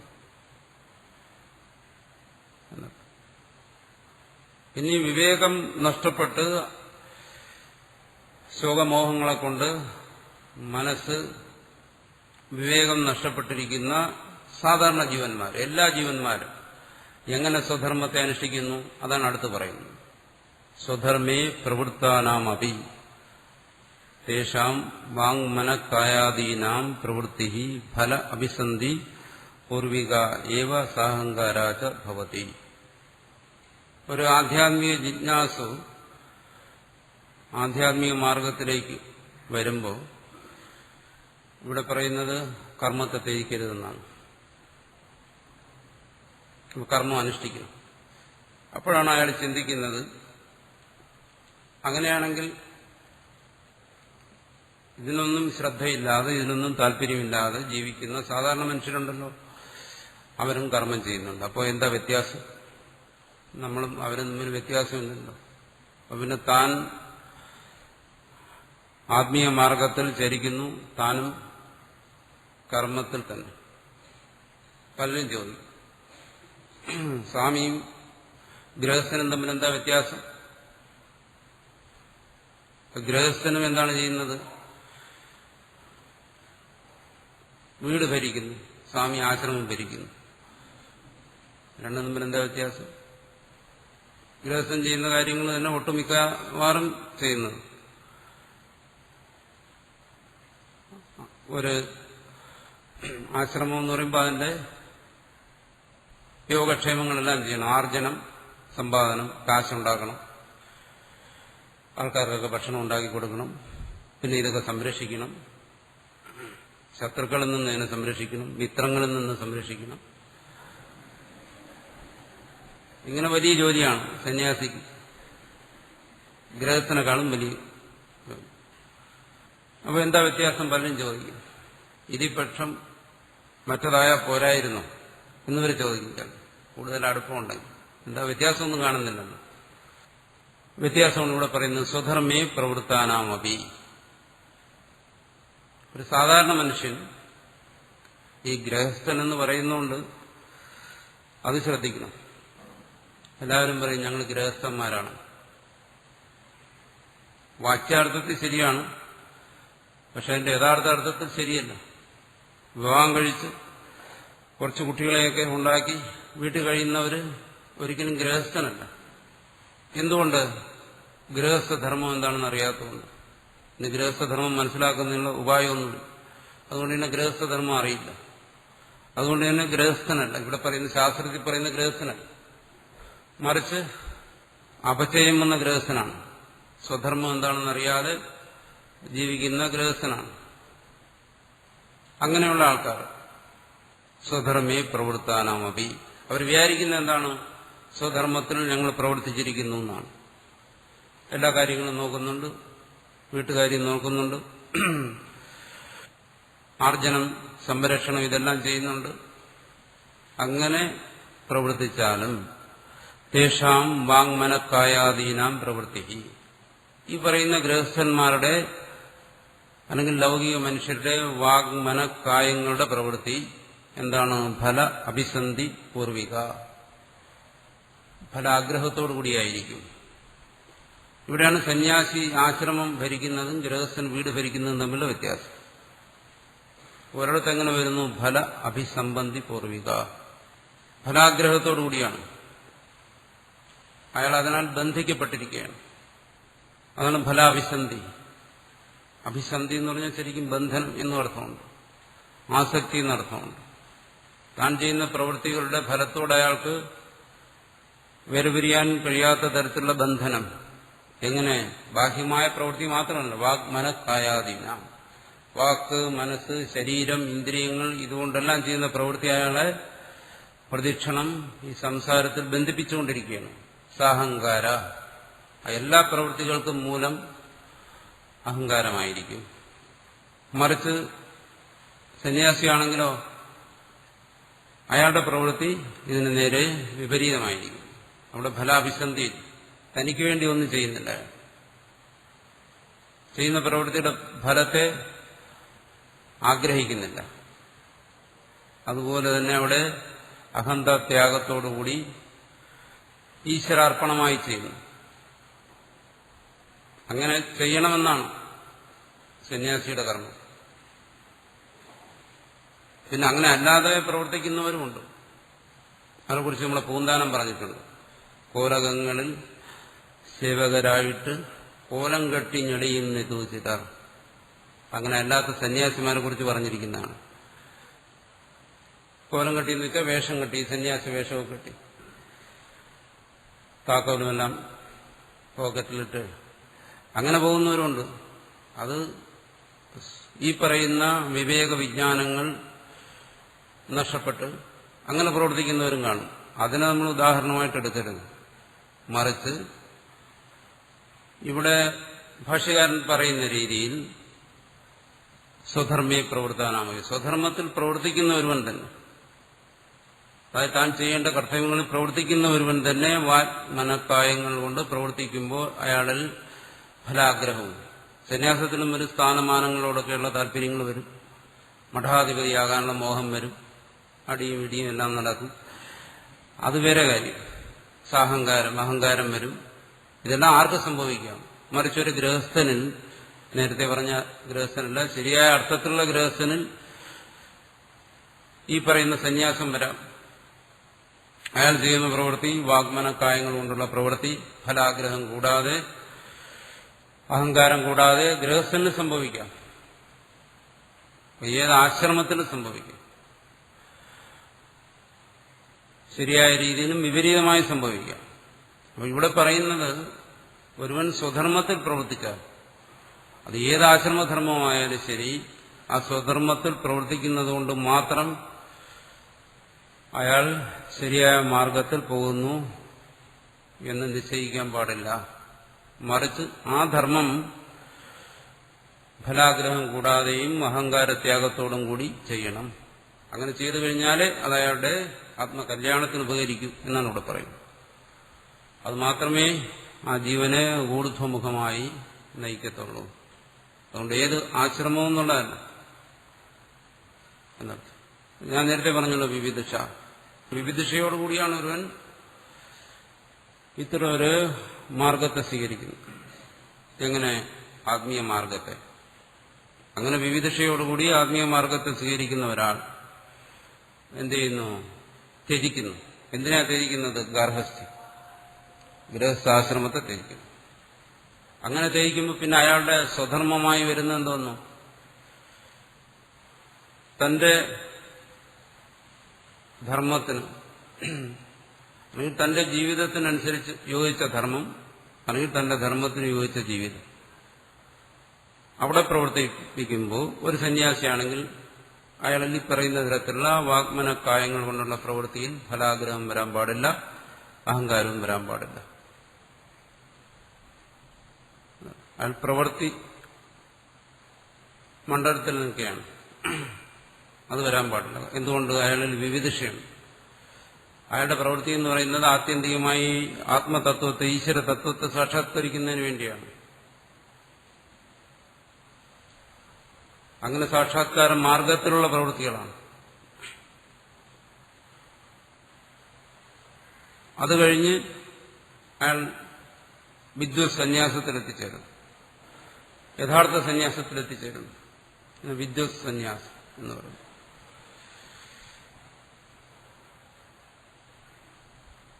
ജ്ഞാനനിഷ്ഠനായിരിക്കുന്നു. അവിടെ കർത്തവ്യമില്ല. കർമ്മത്യാഗമാണോ അതേ കർമ്മ അനുഷ്ഠാനമാണോ നിശ്ചയിക്കാൻ കഴിയാതെ വരും. അല്ലെങ്കിൽ ദ്വന്ദ്വാതീതോ വിമത്സര എന്നൊക്കെ ഇനി പറയും. ആ ഭാവത്തിലെത്തിയിരിക്കുന്നു. അവിടെ സാധന അവസാനിച്ചിരിക്കുന്നു. ഇവിടെ പറയുന്നത് എന്താണ്? സ്വധർമ്മം എന്ന് പറയുമ്പോൾ അവിടെ സാധന, സ്വധർമ്മത്തിൽ സാധനയുണ്ട്, വിവിധയിൽ സാധനയുണ്ട്, വിദ്വദ്ഭാവം അതിന് സാധനയുണ്ട്. ആരൂഢൻ എന്ന് പറയും ഗീതയിൽ തന്നെ. ആരുരക്ഷോർ മുനിയർ യോഗ കർമ്മ കാരണമുച്യതേ യോഗാരൂഢസ്യ തസ്യൈവ ശമ കാരണമുച്യതേ. യോഗാരൂഢനായിരിക്കും. അവിടെ യഥാർത്ഥത്തിലുള്ള സന്യാസം സംഭവിക്കും. അപ്പോൾ യഥാർത്ഥത്തിലുള്ള ആ സന്യാസം സംഭവിക്കുന്നത് വരെ ഉള്ള സന്യാസമാർഗം എന്ന് പറയുന്നത് ഈ പറയുന്ന തരത്തിൽ ഫലാഗ്രഹം കൂടാതെ അഹങ്കാരത്തെ ത്യജിച്ചുകൊണ്ടുള്ള കർമ്മത്തിന്റെ മാർഗമാണ്. അതാണ് ഇവിടെ ഭാഷ്യകാരനും പറയുന്നത്. അതുകൊണ്ട് ഒരാൾക്ക് ശരിയായിട്ടുള്ള വിവിധിഷ, ഈശ്വര സാക്ഷാത്കാരത്തിലുള്ള ഇച്ഛയുണ്ടെങ്കിൽ ഒരിക്കലും അത് അയാളെ ആലസ്യരൂപത്തിലുള്ള കർമ്മത്യാഗത്തിലേക്കോ നിദ്രയിലേക്കോ ഒന്നും നയിക്കത്തില്ല. അതുകൊണ്ട് അദ്വൈതം പഠിക്കുന്നത് കൊണ്ട് ഒരാളും വഴിതെറ്റിപ്പോകത്തില്ല. അദ്വൈതം പഠിച്ചിട്ട് ഒരാൾ വഴിതെറ്റുകയാണെങ്കിൽ ശരിയായി, പിന്നെ ഇവിടെ ജീവനെ രക്ഷിക്കാൻ പിന്നെ വേറെ യാതൊരു ഉപായവുമില്ല. അതുകൊണ്ടല്ല സംഭവിക്കുന്നത്. അതിന്റെ അപൂർണമായ അവ്യക്തമായ ജ്ഞാനമാണ് ഒരാളെ വഴിതെറ്റിക്കുന്നത്. അതുകൊണ്ട് ഇതിനെ ഭയക്കേണ്ട കാര്യമില്ല ആരും. അതുകൊണ്ട് സ്വധർമ്മത്തിൽ ഒരാൾ പ്രവർത്തിക്കുന്നു എന്നതുകൊണ്ടായില്ല, അതെങ്ങനെ പ്രവർത്തിക്കുന്നു എന്നുള്ളതാണ് മുഖ്യം എന്നാണ് ഇവിടെ ഭാഷ്യകാരൻ പറയുന്നത്. ഒരാൾ സ്വധർമ്മത്തിൽ ഗൃഹസ്ഥനോ അല്ലെങ്കിൽ സന്യാസിയോ അവന്റെ ധർമ്മത്തിൽ ശരിയല്ലാതെ പ്രവർത്തിച്ചാലോ തത്രൈവം സതി, അങ്ങനെ ആയിക്കഴിഞ്ഞാൽ അടുത്ത് പറയുന്നു ധർമ്മ അധർമ്മ ഉപജയാദി ഇഷ്ടാനിഷ്ട ജന്മ സുഖ ദുഃഖ സംപ്രാപ്തി ലക്ഷണ സംസാരോ അനുപരതോ ഭവതി ഇത്യതഃ സംസാര ബീജഭൂതോ ശോകമോഹോ തത്രൈവം സതി. ഒരുവൻ സ്വധർമ്മത്തിൽ പ്രവർത്തിക്കുന്നു. അവൻ വിവിധയുള്ള ഒരു സന്യാസി ആയിക്കൊള്ളട്ടെ അല്ലെങ്കിൽ ഗൃഹസ്ഥനായിക്കൊള്ളട്ടെ, ആ ധർമ്മത്തിൽ പ്രവർത്തിക്കുന്ന ഒരുവൻ എന്ത് ചെയ്യുന്നു? തത്രൈവം സതി. അവൻ ഈ അഹങ്കാരത്തോടുകൂടി ഫലാഗ്രഹത്തോടുകൂടി പ്രവർത്തിക്കുകയാണെങ്കിൽ ധർമ്മ അധർമ്മ ഉപജയ, പുണ്യപാപങ്ങളെ അവൻ സംഭരിക്കും. അതാണ് ഇവിടെ സംഭവിക്കുന്നത്. പുണ്യത്തെയും പാപത്തെയും സഞ്ചയിക്കുന്നു. നിഷ്കാമ കർമ്മ അനുഷ്ഠാനത്തിൽ പുണ്യപാപ സഞ്ചയം ഉണ്ടാകുന്നില്ല. സകാമമായ കർമാനുഷ്ഠാനത്തിൽ പുണ്യപാപങ്ങളെ സഞ്ചയിക്കുന്നു. അപ്പോൾ നമ്മൾ ചിന്തിക്കും, നമ്മൾ ചെയ്യുന്ന സത്കർമ്മങ്ങൾ, ആതുരസേവ, അതുപോലുള്ള സത്കർമ്മങ്ങൾ ചെയ്യുന്നു. അപ്പോൾ ഈ സത്കർമ്മങ്ങൾക്കും പുണ്യമില്ലേ എന്ന് ചിന്തിക്കും. പിന്നെ ഈ കർമ്മങ്ങൾ കൊണ്ട് എന്താ സംഭവിക്കുന്നത്? തീർച്ചയായും സത്കർമ്മങ്ങൾക്ക് പുണ്യമുണ്ട്.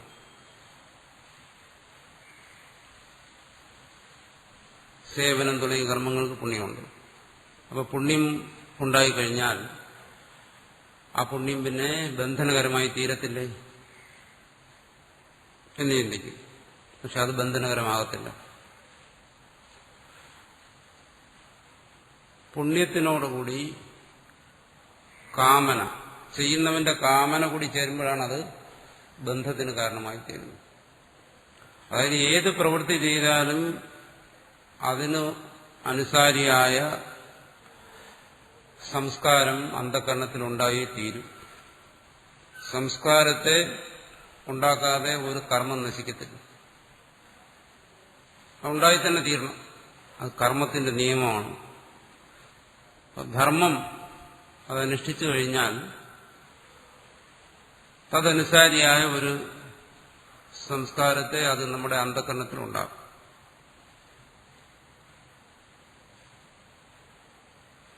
അഗ്നിഹോത്രാദി യാഗങ്ങൾ ചെയ്യുന്നു, ജ്യോതിഷ്ഠോമാദി യാഗങ്ങൾ ചെയ്യുന്നു. അവിടെയും പുണ്യത്തെ, സംസ്കാരത്തെ അന്ധകരണത്തിൽ ഉണ്ടാക്കുന്നു ആ പ്രവൃത്തി. ഒരാൾ ഫലാഗ്രഹം കൂടാതെ അഹങ്കാരത്തെ ത്യജിച്ചുകൊണ്ട് ഈശ്വരാർപ്പണമായി കർമ്മം ചെയ്യും. അവിടെയും കർമ്മം അനുഷ്ഠിച്ചോ സംസ്കാരം ഉണ്ടായിരിക്കും. സംസ്കാരത്തെ ഒഴിവാക്കി കർമ്മം ചെയ്യാൻ പറ്റത്തില്ല. അപ്പോൾ പിന്നെ എന്താ വ്യത്യാസം? ഒരിടത്ത് കാമനയുണ്ട്, മറ്റൊരിടത്ത് ത്യാഗമുണ്ട്. ഇത് രണ്ടും ആ പുണ്യത്തോടുകൂടി ചേരും. അപ്പൊ പുണ്യത്തിനോടുകൂടി കാമന ചേർന്ന് കഴിഞ്ഞാൽ ആ പുണ്യം ഫലത്തെ ഉണ്ടാക്കും, ഇഷ്ടഫലത്തെ ഉണ്ടാക്കുന്നു. അതായത് ജന്മത്തിന് കാരണമായി തീരുന്നു. മറിച്ച് ആ പുണ്യത്തിനോട് കാമന ചേരാതിരുന്നു കഴിഞ്ഞാൽ ആ പുണ്യം ചിത്തശുദ്ധിക്ക് കാരണമായി തീരുന്നു. ആ പുണ്യവൃദ്ധിയാണ് ചിത്തശുദ്ധി. അത് ചിത്തശുദ്ധിക്ക് കാരണമായി തീരുന്നു. അപ്പൊ ധർമ്മ ഉപജയം എന്ന് പറയുന്നതിന് അങ്ങനെ ഒരു വ്യത്യാസമുണ്ട്. അതുകൊണ്ടാണ് നിഷ്കാമ കർമ്മം അനുഷ്ഠിക്കുന്ന ഒരുവന് ആ കർമ്മം ജന്മത്തിന് കാരണമായി തീരാത്തത്. കാരണം അവിടെ കാമനയില്ല. ജന്മത്തിന് കാരണമായിരിക്കുന്നത് കേവലമായ പുണ്യമല്ല, കാമനയോടുകൂടി പുണ്യമാണ്. ജന്മത്തിന് കാരണമായി തീരുന്നു. മറിച്ച് ഇവിടെ എന്ത് ചെയ്യുന്നു? അത്തരം കാമനകളില്ലാത്തതുകൊണ്ട് അതവന്റെ ജന്മത്തിന് കാരണമായി തീരുന്നില്ല. മറിച്ച് അത് ചിത്തശുദ്ധിക്ക് കാരണമായി തീരുന്നു. തത്വജ്ഞാനത്തിന് ചിത്തത്തെ അത് പരിഭാഗമാക്കുന്നു. മറിച്ചാണെങ്കിലോ തത്രയും സതി, അഹങ്കാരത്തോടുകൂടി അഭിമാനത്തോടുകൂടി ഒരുവൻ കർമ്മം ചെയ്തു കഴിഞ്ഞാൽ ആരായാലും ശരി, ഏത് പ്രവൃത്തിയായാലും ശരി, ഈ പറയുന്ന ധാർമ്മികമായ സേവാ പ്രവർത്തനങ്ങളെല്ലാം ചെയ്യുമ്പോൾ അതിന്റെ പിന്നിൽ ചെയ്യുന്നവനൊരു കാമനയുണ്ടെങ്കിൽ ആ കാമനയ്ക്കനുസരിച്ച് ആ കാമനയുടെ പൂർത്തീകരണത്തിനായി അവന് വീണ്ടും ജന്മം ധരിക്കേണ്ടി വരും. അവിടെ ധർമ്മം ഉണ്ടാകും, അധർമ്മവും ഉണ്ടാകാം. അധർമ്മ ഉപജയാ ഇഷ്ടാനിഷ്ട, ഇഷ്ടരൂപത്തിലുള്ള ജന്മങ്ങൾ, അനിഷ്ടരൂപത്തിലുള്ള ജന്മങ്ങൾ. ഒരു ജീവന് ഇഷ്ടരൂപത്തിലുള്ള ജന്മം എന്ന് പറയുന്നത് ദേവലോകപ്രാപ്തിയും മറ്റുമാണ്. അനിഷ്ടരൂപത്തിലുള്ള പ്രാപ്തി എന്ന് പറയുന്നത് സ്ഥാവര രൂപത്തിലുള്ള ജന്മങ്ങൾ, പക്ഷിമൃഗാദി യോനികൾ ജനിക്കുന്നതാണ് അനിഷ്ടരൂപത്തിലുള്ള ജന്മങ്ങൾ. ഇഷ്ടാനിഷ്ട മിശ്രമായി വരുന്നതാണ് മനുഷ്യജന്മം. അപ്പോൾ ഇഷ്ടരൂപത്തിലും അനിഷ്ടരൂപത്തിലുമുള്ള ജന്മങ്ങൾ, ആ ജന്മം നിൽക്കുന്നുണ്ടാകുന്ന സുഖദുഃഖങ്ങളുടെ പ്രാപ്തി, അതാണ് സുഖദുഃഖ സംപ്രാപ്തി ലക്ഷണ. ആ രൂപത്തിലുള്ള സംസാര, ഇതാണ് സംസാരം. മുൻപ് പറഞ്ഞ രീതിയിൽ ഫലാഗ്രഹത്തോടുകൂടി അഹങ്കാരത്തോടുകൂടി ഒരുവൻ പ്രവർത്തിക്കുകയാണെങ്കിൽ ഒന്നുകിൽ അവനിൽ പുണ്യം വർദ്ധിക്കും, ധർമ്മം അനുഷ്ഠിക്കുകയാണെങ്കിൽ. അധർമ്മം അനുഷ്ഠിക്കുകയാണെങ്കിൽ പാപം വൃദ്ധി ഉണ്ടാകും. പുണ്യവൃദ്ധി ഉണ്ടായിക്കഴിഞ്ഞാൽ സ്വർഗാദി ലോകപ്രാപ്തി, പാപവൃദ്ധി ഉണ്ടായാൽ മറ്റ് പ്രാണിജന്മങ്ങൾ, പുണ്യപാപം മിശ്രമായി വന്നാൽ മനുഷ്യജന്മം. ഇതാണ് സംസാരം. ഇത് അനുപരതോ ഭവതി, ഇതിനൊരിക്കലും അവസാനം ഉണ്ടാകുന്നില്ല. ഇത്യതഃ, അതുകൊണ്ട് സംസാര ബീജഭൂതോ ശോകമോ. ഈ സംസാരത്തിന്, സംസാരം എന്ന് പറഞ്ഞാൽ ജന്മപ്രാപ്തി, അവിടെ പുണ്യപാപങ്ങൾ സഞ്ചയിക്കുക, സുഖദുഃഖങ്ങൾ അനുഭവിക്കുക, വീണ്ടും ജന്മപ്രാപ്തി, ഇതിങ്ങനെ അനുപരതമായി അവസാനിക്കാതെ പോകുന്നു. ഇതിന് കാരണമായിരിക്കുന്ന എന്താണ്? സംസാര ബീജഭൂതവും ശോകമോഹവും. ഇതിന് കാരണമായിരിക്കുന്നത് ശോകമോഹങ്ങളാണ്. അതിന് കാരണമായിരിക്കുന്ന അഹന്തയും മമതയുമാണ്. അതിന് കാരണമായിരിക്കുന്നത് അജ്ഞാനമാണ് എന്നർത്ഥം. തയോശ്ച അടുത്ത് പറയുന്നു സർവകർമ്മ സന്യാസപൂർവക ആത്മജ്ഞാനാ ന അന്യതോ നിവൃത്തി ഇതി തദുപദിദിക്ഷു സർവലോക അനുഗ്രഹാർത്ഥം അർജുന നിവൃത്തീകൃത്യ ആഹ ഭഗവാൻ വാസുദേവ അശോച്യാൻ ഇത്യാദി. തയോശ്ച അവ രണ്ടും എന്താണ്? ഈ ശോകമോഹങ്ങൾ. ഇവിടെ പറയുന്നതായ ഈ ശോകമോഹങ്ങൾ എങ്ങനെ നശിക്കും? ആത്യന്തികമായി ഇവയുടെ നാശം എങ്ങനെയാണ്? സർവകർമ്മ സന്യാസപൂർവകാത് ആത്മജ്ഞാനാത്. ഇതിന്റെ ആത്യന്തികമായ നാശം എന്ന് പറയുന്നത് ആത്മജ്ഞാനം കൊണ്ടേ പറ്റും. അതുകൊണ്ടേ പറ്റും. എങ്ങനെയുള്ള ആത്മജ്ഞാനം? സർവകർമ്മ സന്യാസപൂർവമായിട്ടുള്ള ആത്മജ്ഞാനം. സർവകർമ്മ സന്യാസത്തോടു കൂടിയതായ ആത്മജ്ഞാനം എന്നാണ്. ആ സർവകർമ്മ സന്യാസം എന്ന് പറയുന്നത് നമ്മളിനി വിശദമായി ചർച്ച ചെയ്യുന്ന ഒരു കാര്യമാണ്. പല സന്ദർഭങ്ങളിൽ വരുന്നതാണ്. എന്തായാലും അത് ബാഹ്യമായി കർമ്മങ്ങളെ ഉപേക്ഷിച്ചിരിക്കുന്നതല്ല എന്ന് തൽക്കാലം മനസ്സിലാക്കും. കർമ്മം വേണ്ട എന്ന് വച്ചിരിക്കുന്നതല്ലാതെ നമ്മൾ ഇതിനകം തന്നെ ചർച്ച ചെയ്തു കഴിഞ്ഞു. അതല്ല സർവകർമ്മ സന്യാസം.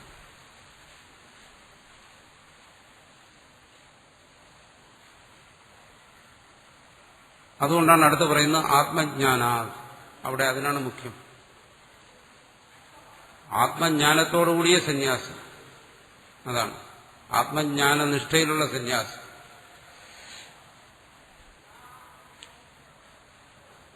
അങ്ങനെയുള്ള ആത്മജ്ഞാനം കൊണ്ട് മാത്രമേ ആത്യന്തികമായി ശോകമോഹങ്ങൾ നശിക്കത്തുള്ളൂ. എന്നാ അന്യതോ നിവൃത്തി, മറ്റൊന്നുകൊണ്ടും ശോകമോഹങ്ങൾ നശിക്കത്തില്ല. ശോകമോഹങ്ങൾ നമുക്ക് വേണമെങ്കിൽ കുറച്ച് കുറയ്ക്കാം. പക്ഷേ അത് ബീജരൂപത്തിലുണ്ടായിരിക്കും. ആത്യന്തികമായി ശോകമോഹങ്ങൾ നശിക്കണമെങ്കിൽ ആത്മജ്ഞാനം കൊണ്ടേ സാധ്യമുള്ളൂ. തദ് ഉപദിദിക്ഷു അതുപദേശിക്കാൻ ആഗ്രഹം ഉള്ളവനായ ഭഗവാൻ, ഉപദേശിക്കാൻ ആഗ്രഹിക്കുന്നവൻ ഉപദിദിക്ഷു സർവലോകാനുഗ്രഹാർത്ഥം, അർജുനന് വേണ്ടിയല്ല മറിച്ച് സർവലോകർക്കും വേണ്ടി. അർജുനം നിമിത്തീകൃത്യ, അർജുനൻ ഇവിടെ കേവലം ഒരു നിമിത്തം മാത്രം. ഈ ഉപദേശത്തിന്, യുദ്ധത്തിന് എങ്ങനെയാണോ അർജുനനോട് നിമിത്തമായത്, അതുപോലെ ഭഗവാന്റെ ഉപദേശത്തിനും അർജുനൻ കേവലം ഒരു നിമിത്തം മാത്രമാണ്. സർവലോക അനുഗ്രഹാർത്ഥമായിട്ടാണ് ഭഗവാൻ ഗീത ഉപദേശിച്ചിരിക്കുന്നത്. അത് സർവ്വ അധികാരികൾക്കും വേണ്ടിയിട്ടാണ്. അതുകൊണ്ട് അതിനകത്ത് സർവ്വസാധനങ്ങളുമുണ്ട്, അതിനകത്ത് സർവ്വ തത്വജ്ഞാനമുണ്ട്. സർവ്വലോകാനുഗ്രഹാർത്ഥം എന്ന് പറയുമ്പോൾ ഇതെല്ലാം അംഗീകരിക്കേണ്ടി വരും.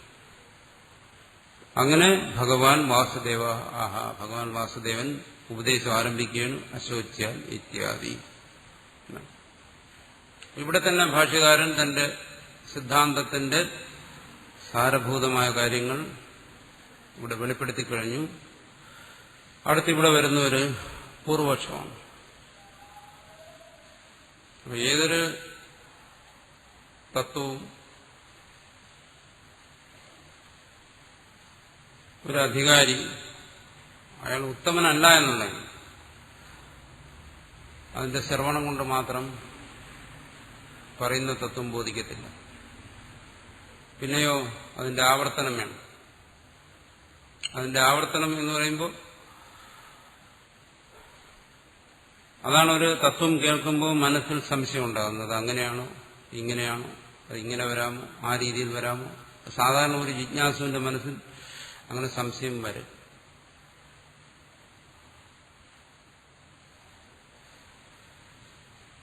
സംശയം വരാത്തത് രണ്ടു കൂട്ടർക്കേ ഉള്ളൂ. ഒന്ന് ഉത്തമാധികാരി, ഒരു സംശയവും വരത്തില്ല. പിന്നെ മൂഢന്മാർക്ക് യാതൊരു സംശയം ഉണ്ടാകത്തില്ല, പറയുന്നതെല്ലാം വെരി ക്ലിയർ, ഒരു സംശയമില്ല. എന്തെങ്കിലും സംശയമുണ്ടോ? ഒരു സംശയമില്ല. ഒന്നുകിൽ മൂഢനായിരിക്കണം, അല്ലെങ്കിൽ ജ്ഞാനിയായിരിക്കണം, ഒരു സംശയമില്ലാത്തവർ.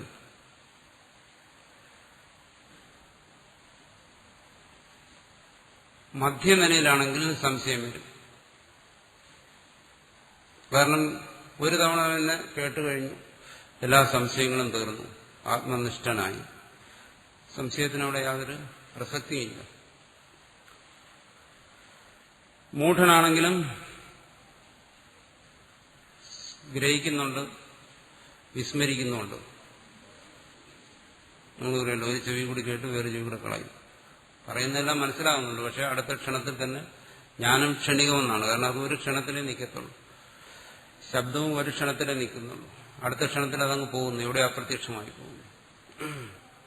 ശബ്ദം ഈ ആകാശത്തിൽ വിലയിച്ചു പോകും. ജ്ഞാനം ഇതിനേക്കാൾ വലിയ ആകാശമാണ് ചിത്താകാശം. ചിത്താകാശത്തിൽ അതങ്ങ് വിലയിച്ചു പോകും. ജ്ഞാനം എന്ന് പറയുന്നത് എന്താണ്? വൃത്തിയാണ്, അന്ധകരണ വൃത്തി. ആ അന്ധകരണ വൃത്തി നിൽക്കുന്ന ഇവിടെ ചിത്താകാശം, വാസിഷ്ഠത്തിനും മറ്റും പറയും. ഇത് ഭൂതാകാശം, ആകാശം. ശബ്ദം സഞ്ചരിക്കുന്നത്, ഈ ശബ്ദം പ്രവർത്തിച്ചുകൊണ്ടിരിക്കുന്നത് ഭൂതാകാശം, ചിത്തം പ്രവർത്തിച്ചുകൊണ്ടിരിക്കുന്നത് ചിത്താകാശം. ഇതിന് രണ്ടിനും ഒരു സ്വഭാവമാണ്. ശബ്ദം പുറപ്പെടുവിച്ചു കഴിഞ്ഞാൽ പിന്നെ അതിന് ഒരു നിമിഷം കൂടെ നിൽക്കാൻ പറ്റത്തില്ല, അവിടെ അങ്ങ് വിലയിച്ചു പോകും. അതിങ്ങനെ തുടർന്ന് നിൽക്കാൻ പറ്റത്തില്ല. പ്രകാശം തുടർന്ന് നീക്കുന്നു, അഗ്നി തുടർന്ന് നീക്കുന്നു, പക്ഷെ ശബ്ദത്തിനത് പറ്റുന്നില്ല. അതുപോലെ തന്നെയാണ് ജ്ഞാനത്തിന്. അതിങ്ങനെ പ്രകടമാകുന്നു, ഉടൻ വിലയിച്ചു പോകും. എവിടെ വിലയിക്കും? ചിത്താകാശത്ത് അങ്ങ് വിലയിച്ചു പോകും. അതാണ് ഒരു സൗകര്യം. അപ്പം തന്നെ കേട്ടുകഴിഞ്ഞാൽ അപ്പം തന്നെ വിസ്മൃതിയിലേക്ക് പോകും, അല്ലെങ്കിൽ മറന്നു പോകും, വിലയിച്ചു പോകും. അതുകൊണ്ട് തന്നെ യാതൊരു തരത്തിലുള്ള സംശയവും ഉണ്ടാകത്തില്ല. ഇവിടെ അങ്ങനെയല്ല. കേജിതാഹു, ഇത് കേൾക്കുന്ന ചിലർക്ക് സംശയങ്ങളുണ്ട്. തത്വത്തെ അംഗീകരിക്കുന്ന ശിഷ്യനാവാം, ജിജ്ഞാസുവാകാം. ഇവിടെ മിക്ക സന്ദർഭങ്ങളിലും ഈ ചോദ്യം ചോദിക്കുന്നവനെ പൂർവപക്ഷി എന്ന് പറയും. ആ പൂർവപക്ഷി രണ്ടു തരത്തിലാണ് വരുന്നത്. വാദത്തിനായിട്ടാണ് വരുന്നതെങ്കിൽ അത് ശിഷ്യനല്ല. വാദം എന്ന് പറഞ്ഞാൽ തർക്കം. തർക്കത്തിനായിട്ട് വരുന്നത് ശിഷ്യനല്ല. ഈ തത്വത്തെ അംഗീകരിക്കാൻ പ്രയാസമുള്ള ഒരാളാണ്. തത്വം കേൾക്കുമ്പോൾ അംഗീകരിക്കാൻ പ്രയാസമുള്ളവരും കാണുന്നു. ഒരേ ചോദ്യം തന്നെ രണ്ടു തരത്തിൽ നിന്ന് ചോദിക്കാം. ചോദ്യം ഒന്ന് തന്നെ. ഒന്ന് തർക്കത്തിന് വരുന്നവന്റെ നിലയിൽ നിന്ന്, മറ്റൊന്ന് ശിഷ്യന്റെ നിലയിൽ നിന്ന്. എല്ലാ ചോദ്യങ്ങളെയും ശിഷ്യന്റെ നിലയിൽ നിന്ന് കണ്ടാൽ മതി. ഭാഷ്യകാരൻ ഭാഷ്യം രചിക്കുമ്പോൾ ഈ ചോദ്യകർത്താക്കളെ എല്ലാവരും കാണുകയാണ്. ഒരേ ഒരു ചോദ്യം തന്നെ വെച്ചുകൊണ്ട് അതിൽ എല്ലാവരെയും കാണുന്നുണ്ട്. ജിജ്ഞാസുവായ ഒരു ശിഷ്യനായിരിക്കാം ചിലപ്പോൾ അത് ചോദിക്കുന്നത്. അത് ശിഷ്യനെ ചോദിക്കാവുന്നില്ല. വളരെ കുതർക്കം, താർക്കികനായ ഒരുവനായിരിക്കും. ഈ സിദ്ധാന്തത്തിനെ അംഗീകരിക്കാൻ വയ്യാതെ ചോദിക്കുന്നവനായിരിക്കും. താർക്കികനാണ് ചോദിക്കുന്നെങ്കിൽ സിദ്ധാന്തത്തെ അയാൾക്ക് അംഗീകരിക്കാൻ വയ്യ. ഈ സിദ്ധാന്തത്തെ അയാൾക്ക് ഖണ്ഡനം ചെയ്യണം, അതിനുവേണ്ടി ചോദിക്കുന്നു. അതേ ചോദ്യം തന്നെ ഒരു ശിഷ്യൻ ചോദിക്കുകയാണെങ്കിൽ ഗുരു പറഞ്ഞ കാര്യങ്ങളിൽ കൂടുതൽ വ്യക്തത, ആശയവ്യക്തത, അതിനുവേണ്ടി ചോദിക്കുന്നു. ഇവിടുത്തെ എല്ലാ ചോദ്യങ്ങളും നമുക്ക് ഒരു ശിഷ്യന്റെ നിലയിൽ നിന്ന് സ്വീകരിച്ചാൽ മതി. ഇപ്പൊ പൂർവപക്ഷി എന്ന് പറയുന്നത് ഇവിടെ ശിഷ്യൻ തന്നെ പറയുന്നു. ഊഹാപോഹ വിചക്ഷൺ, ഊഹാപോഹ വിചക്ഷണനായിരിക്കുന്ന ഒരു ശിഷ്യൻ. അവന്റെ ഉള്ളിൽ ശാസ്ത്ര സംസ്കാരമുണ്ട്. സ്വാഭാവികമായിട്ടും പറയുന്ന കാര്യങ്ങളിൽ സംശയങ്ങളുണ്ടാകും. ചോദിക്കുകയാണ് കേജിതാഹു സർവകർമ്മസന്യാസപൂർവകാ ആത്മജ്ഞാനനിഷ്ഠ മാത്രാദേവ കേവലാത് കൈവല്യം ന പ്രാപ്യതേ ഏവ. അങ്ങനെ ഒരു സിദ്ധാന്തം പറഞ്ഞല്ലോ, ഈ ആത്മജ്ഞാന നിഷ്ഠ കൊണ്ട് തന്നെ മോക്ഷം ഉണ്ടാകാമെന്ന്. ശിഷ്യൻ തന്റെ നിലയിൽ നിന്ന് ചിന്തിക്കുകയാണ്. അല്ലെങ്കിൽ വാദി എതിർക്കാൻ വേണ്ടി ചോദിക്കുകയാണ്, സർവകർമ്മ സന്യാസപൂർവക ആത്മജ്ഞാന നിഷ്ഠ മാത്ര, കേവലമായി ആത്മജ്ഞാന നിഷ്ഠ കൊണ്ട് മാത്രം കേവല എന്നുവെച്ചാൽ മറ്റെന്തോ അതിനോടുകൂടി വേണം, കൈവല്യം മോക്ഷം ന പ്രാപ്യതേ, മോക്ഷം പ്രാപിക്കത്തില്ലല്ലോ ഏവ. അപ്പോൾ ഗുരു ചോദിക്കുന്നു, കിംതറി, പിന്നെന്താ വേണ്ടത്? ചോദ്യോത്തരവുമാണ്. ഇനി അങ്ങോട്ടുള്ള ചർച്ച മുഴുവൻ ചോദ്യോത്തരവുമാണ്. ചോദിക്കുന്നതെല്ലാം ഒന്നുകിൽ വാദിയുടെ ഭാഗത്ത് നിന്നല്ലെങ്കിൽ ശിഷ്യന്റെ ഭാഗത്ത് നിന്ന്. ഇടയ്ക്ക് സമാധാനം ഗുരു തന്നെ ചോദിക്കും, കിംതർഹി, പിന്നെന്താണ്? ആത്മജ്ഞാനം കൊണ്ടല്ല മോക്ഷമെങ്കിൽ, അതുകൊണ്ട് മാത്രമല്ലെങ്കിൽ പിന്നെ എന്തുകൊണ്ടാണ്? അഗ്നിഹോത്രാദി ശ്രൗത സ്മാർത്ത കർമ്മസഹിതാത് ജ്ഞാനാ കൈവല്യപ്രാപ്തിരിതി സർവാസു ഗീതാസു നിശ്ചിതോ അർത്ഥ. ഗീതയ്ക്ക് ഭാഷ്യകാരൻ വ്യാഖ്യാനം രചിക്കുന്നതിന് മുമ്പ് വ്യാഖ്യാനം രചിച്ചിരുന്നു. ആ വ്യാഖ്യാനവും ശിഷ്യൻ മനസ്സിലാക്കിയിരിക്കുകയാണ്. ജ്ഞാനകർമ്മ സമുച്ചയവാദി, ഇത് നമ്മൾ ബ്രഹ്മസൂത്രത്തിൽ ഉപനിഷത് ഭാഷ്യങ്ങളിലെല്ലാം പലതവണ ശ്രവിച്ചിട്ടുള്ളതാണ്. അഗ്നിഹോത്രാദി ശ്രൗത സ്മാർത്ത കർമ്മസഹിത ജ്ഞാനാത്. ഇവിടെ തന്നെ പ്രത്യേകം ശ്രദ്ധിക്കുന്നു. കർമ്മം എന്ന് കേൾക്കുമ്പോൾ നമ്മുടെ മനസ്സിൽ പെട്ടെന്ന് വരുന്ന പ്രവൃത്തികളാണ്. ജ്ഞാനകർമ്മ സമുച്ചയം എന്ന് കേൾക്കുമ്പോൾ അതാ വരുന്നത്, നമ്മൾ സാധാരണ ചെയ്യുന്ന പ്രവൃത്തികൾ. ഇതൊന്നുമല്ല ഇവിടെ ജ്ഞാനകർമ്മ സമുച്ചയത്തിന് വിഷയമായിരിക്കുന്ന എന്താണ്? അഗ്നിഹോത്രാദി ശ്രൗത സ്മാർത്ത കർമ്മങ്ങൾ. അഗ്നിഹോത്രം തുടങ്ങി ശ്രുതിയിൽ വിധിച്ചിട്ടുള്ള കർമ്മങ്ങൾ, സ്മൃതികളിൽ പറഞ്ഞിട്ടുള്ള കർമ്മങ്ങൾ. ഉദാഹരണമായിട്ട് ഇവിടെ ഇപ്പോൾ പറയുന്നു, കുരു കർമ്മൈവ തസ്മാത്വം. ഇത് സ്മൃതിയിൽ വിധിച്ചിരിക്കുന്ന ഒരു കർമ്മമാണ്, യുദ്ധം ചെയ്യാൻ. സ്മാർത്ത കർമ്മമാണ്. ഇത് നമുക്ക് സ്മാർത്ത കർമ്മം എന്ന് വിളിക്കാം. അഗ്നിഹോത്രം ജുഹൂയ, അഗ്നിഹോത്രം ചെയ്യണം, വിധിക്കുന്നു. അത് ശ്രൗതകർമ്മമാണ്, ശ്രുതിയിൽ വിധിച്ചത്. ഇത് സ്മൃതിയിൽ വിധിച്ചത്. നമ്മൾ ഗീതയുടെ മഹത്വത്തെ കണക്കിലെടുത്തുകൊണ്ട് അതിനെ നമ്മൾ ഉപനിഷത്ത് എന്ന് പറയുമെങ്കിലും ഗീത സ്മൃതിയുടെ പട്ടികയിലാണ് പെട്ടിരിക്കുന്നത്. ഗീതയിൽ നിർദ്ദേശിക്കുന്ന ഒരു കർമ്മം എന്ന് പറയുമ്പോൾ അത് സ്മാർത്ത കർമ്മമാണ്. യുദ്ധം സ്മാർത്ത കർമ്മമാണ്, അത് വിധിച്ചിരിക്കുന്നു. അഗ്നിഹോത്രം ശ്രൗതകർമ്മമാണ്, അത് വിധിച്ചിരിക്കുന്നു. ഇത്തരം കർമ്മങ്ങളോട് കൂടിയ ജ്ഞാനം കൊണ്ടാണ് കൈവല്യപ്രാപ്തി, മോക്ഷപ്രാപ്തി. ഇത് രണ്ടും കൂടെ കൂടിച്ചേർന്നിട്ട് ഒരേ സമയം തന്നെ തത്വജ്ഞാന നിഷ്ഠയും അതേസമയം തന്നെ കർമാനുഷ്ഠാനവും, കർമ്മയോഗാനുഷ്ഠാനം. കർമാനുഷ്ഠാനം എന്ന് വെച്ചാൽ കർമ്മയോഗാനുഷ്ഠാനം. ഇത് രണ്ടും കൂടെ കൂടി ചേർന്നിട്ട് മോക്ഷം എന്നാണ് പൂർവക്ഷി പറയുന്നത്. അപ്പോൾ ആ കർമ്മം, ഏത് കർമ്മം അനുഷ്ഠിക്കണം? വിഹിതമായ കർമ്മങ്ങൾ അനുഷ്ഠിക്കണം. സാധാരണ കർമ്മം അനുഷ്ഠിച്ചാൽ പോരാ. ഇത് സാധ്യമല്ല എന്നാണ് പറയുന്നത്. ഇതൊരു തികച്ചും സാങ്കേതിക അർത്ഥത്തിലുള്ള ഒരു വാദമാണ്. നമ്മൾ വിശദീകരിക്കും. ഇതാണ് സർവാസു ഗീതാസു നിശ്ചിതോർത്ഥ. ഗീതയിലെ നിശ്ചിതമായ അർത്ഥം, അതിന്റെ താല്പര്യം, നിഷ്ഠ. നിഷ്ഠ എന്ന് പറയുന്നതിന്റെ വ്യാഖ്യാനമാണ് നിശ്ചിതോ അർത്ഥ നിഷ്ഠ. ഇതാണ് ഗീതയുടെ നിഷ്ഠ എന്നാണ്. ജ്ഞാപകം ച അഹുരസ്യ അർത്ഥസ്യ അസ്യ അർത്ഥസ്യ. ഈ നിഷ്ഠയുടെ ജ്ഞാപകം, പ്രമാണം ആഹുഹു ഇവിടെ പറയുന്നു. എന്താണ്? അഥ ചേത്വം ഇമം ധർമ്മ്യം സംഗ്രാമം ന കരിഷ്യസി തതസ്വധർമ്മം കീർത്തിഞ്ച ഹിത്വാ പാപമവാപ്സ്യസി കർമ്മണ്യേവാധികാരസ്തേ കുരു കർമ്മൈവ തസ്മാത്വം ഇത്യാദി. അതായത് ഗീതയിൽ തന്നെ ആത്മനിഷ്ഠയെക്കുറിച്ച്, ആത്മതത്വത്തെക്കുറിച്ച് വ്യക്തമായി പ്രതിപാദിക്കുന്നു. അവിടെ തന്നെ പറയുന്നത് എന്താണ്? ഈ ധർമ്മ്യമായിരിക്കുന്ന, കർത്തവ്യമായിരിക്കുന്ന സംഗ്രാമം, യുദ്ധം നീ ചെയ്തില്ല എന്നുണ്ടെങ്കിൽ നിനക്ക് പാപമുണ്ടാകും. തേ കർമ്മണ്യേവ അധികാര കർമ്മണി ഏവ അധികാര തേ. നിനക്ക് കർമ്മത്തിൽ മാത്രമാണ് അധികാരം, ആത്മനിഷ്ഠയിലല്ല. കുരു കർമ്മൈവ തസ്മാത്വം, നീ കർമ്മം തന്നെ ചെയ്യുക എന്നിങ്ങനെ പറയും.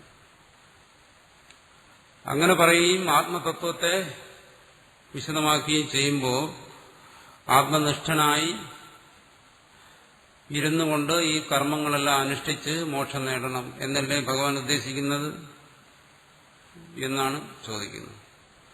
അങ്ങനെയല്ലേ വേണ്ടത്?